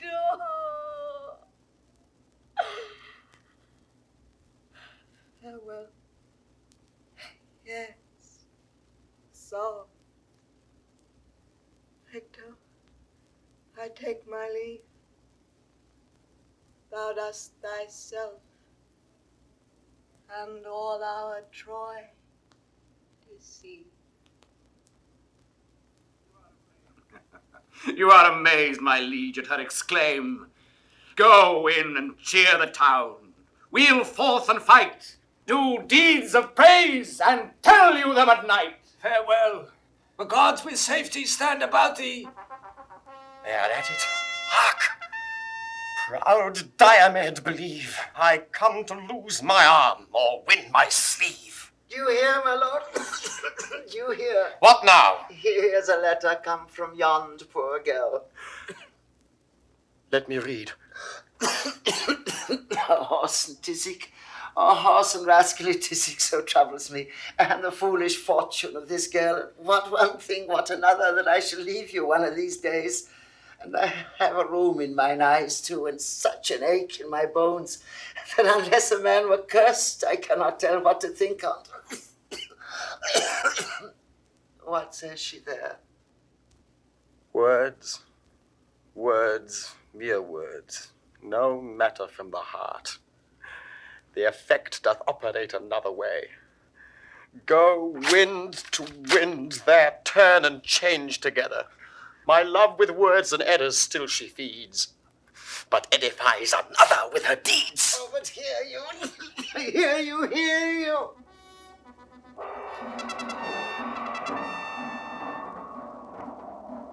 Now they're clapper-clawing one another. I'll go look on. That dissembling, abominable varlet Diomed has got that same scurvy, doting, foolish young knave sleeve of Troy there in his helm. Oh, I would fain see them meet. That same young Trojan ass that loves the whore there might send that Greekish, whoremasterly villain with the sleeve back to the dissembling, luxurious drab of a sleeveless errand. On the other side, the policy of those crafty swearing rascals, that stale old mouse-eaten dry cheese Nestor, and that same dog fox Ulysses, has not proved what a blackberry.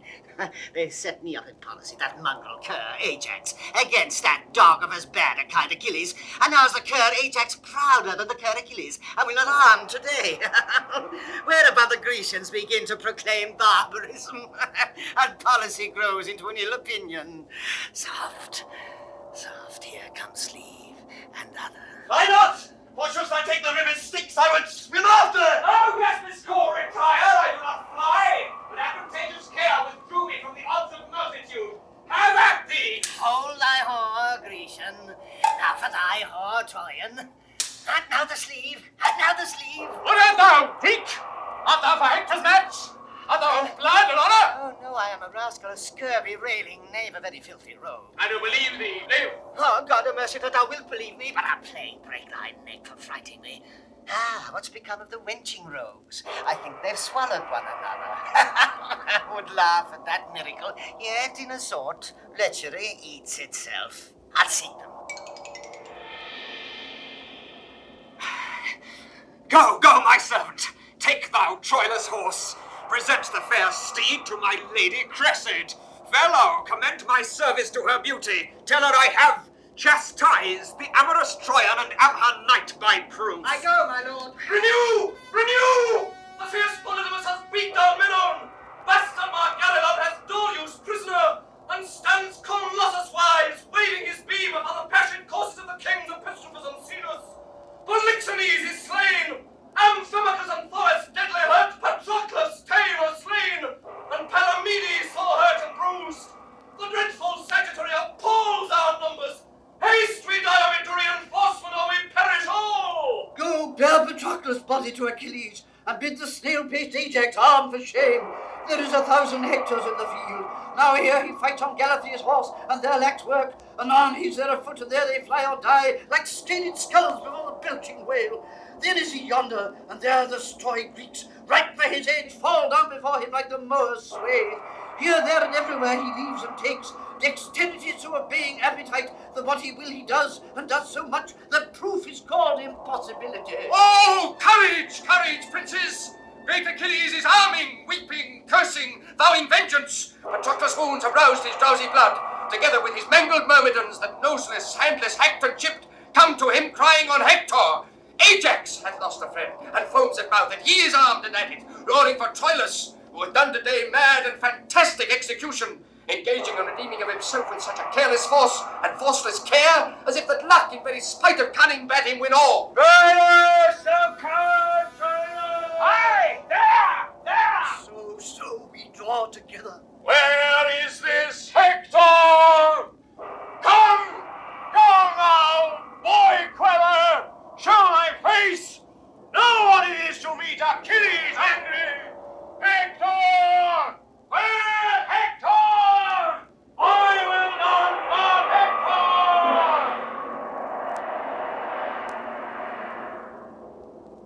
Troilus, thou coward, Troilus! Troilus, I say! Show thy head! Where's Troilus? What wouldst thou? I would correct him. Were I the general, thou shouldst have my office. Hear that correction? Troilus, I say! What Troilus? Oh, traitor Diomedes! Turn thy false face, thou traitor, and pay thy life, thou owest me for my horse. Ah! Art thou there? I'll fight with him alone. Stand, Diomedes. He's my prize. I will not look upon. Have those you cunning Greeks! Have what you mouth! Yea, Troilus! Oh, well fought, my youngest brother! Have at thee, Hector! Pause if thou wilt. I do thee stern thy courtesy, proud Troyan. Be happy that my arms are out of use. My wrist and negligence befriend thee now. But thou anon shalt hear of me again. Till when go seek thy fortune. Fare thee well. I would have been much more a fresher man had I expected thee. How now, my brother? Ajax hath ta'en Aeneas. Shall it be? No, by the flame of yonder glorious heaven he shall not carry him. I'll be ta'en to or bring him off. Fate, hear me what I say. I reck not, for I end my life today. Stand, thou Greek. Now the goodly mark. No, will thou not? I like thy armor well. unlock the rivet all, and I'll be master of it. Will thou not, beast, abide? Hie then, fly on! I'll hunt thee for thy hide! Hear about me, you my myrmidons. Mark what I say. Attend me when I will. Strike not a stroke, but keep yourselves in breath. And when I have the bloody Hector found, impale him with your weapon round about. In fast manner execute alarms. Follow me, sirs, and my proceedings I. It is decreed, Hector the Great must die! The cuckold and the cuckle maker are at it. Now, bull. Now, dog. Blue. Paris, blue. Now, my double hen sparrow. Blue, Paris, blue. Now, the bull has the game.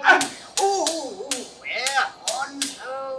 Turn, slave, and fight! What art thou? A bastard son of Priam's! I am a bastard too. I love bastards. I'm a bastard begot, bastard instructed, bastard in mind, bastard in valor, in everything illegitimate. One bear will not bite another, and wherefore should one bastard? Take heed! The quarrel's most ominous to us. If the son of a whore fight for a whore, he tempts judgment. Farewell, bastard! And you'll take thee, coward!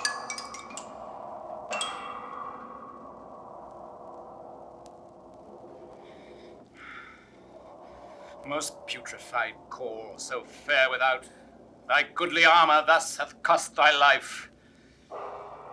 Now is my day's work done. I'll take good breath. Rest, sword, thou hast thy fill of blood and death.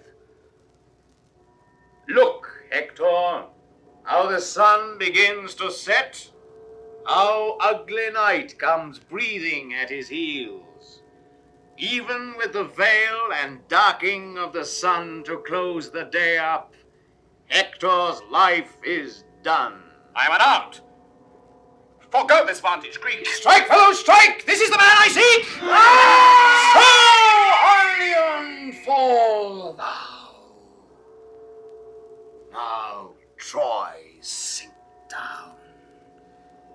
Here lies thy heart, thy sinews, and thy bone.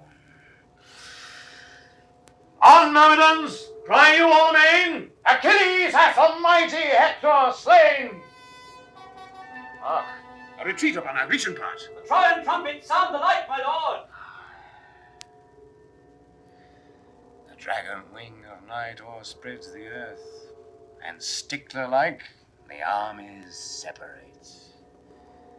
My half-supped sword that frankly would have fed, pleased with this dainty bait, thus goes to bed. Come, tie his body to my horse's tail. Along the field I will the Trojan trail.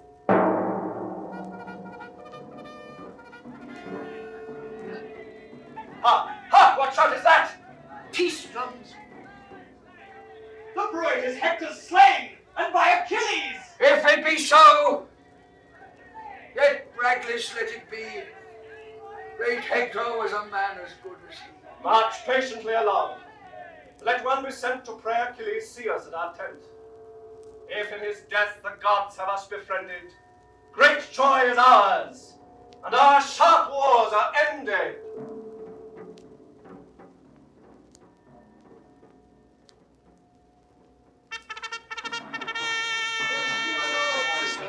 Stand ho! Yet now be masters of the field! Never go home! Here's starving out the night! Hector is slain! The gods forbid. He's dead! And of the murderous horse's tail in beastly sort dragged through the shameful field. Frown on, you heavens! Affect your rage with speed. Sit gods upon your thrones and smite at Troy. I say at once! Let your brief plagues be mercy, and linger not our sure distractions on.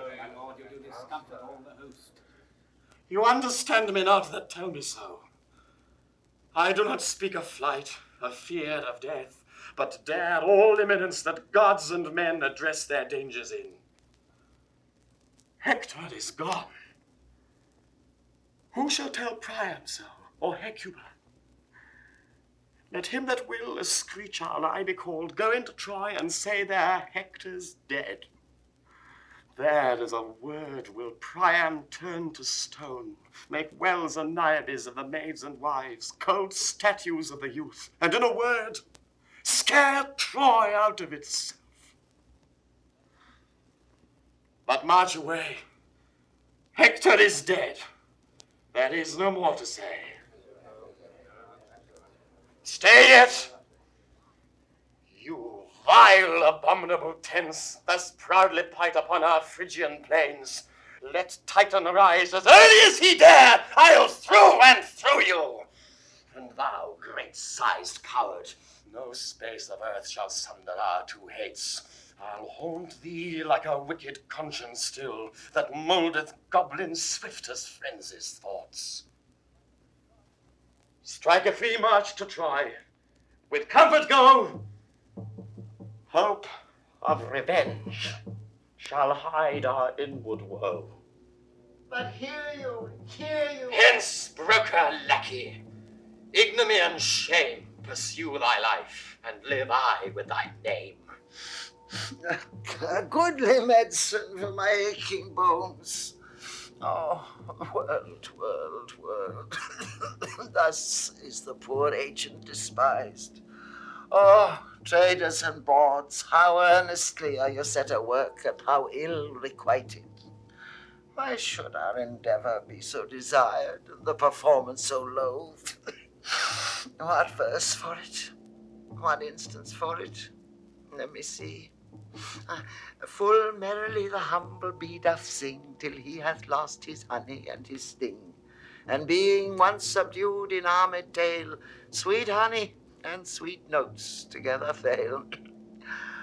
Good traders in the flesh, set this in your painted cloths.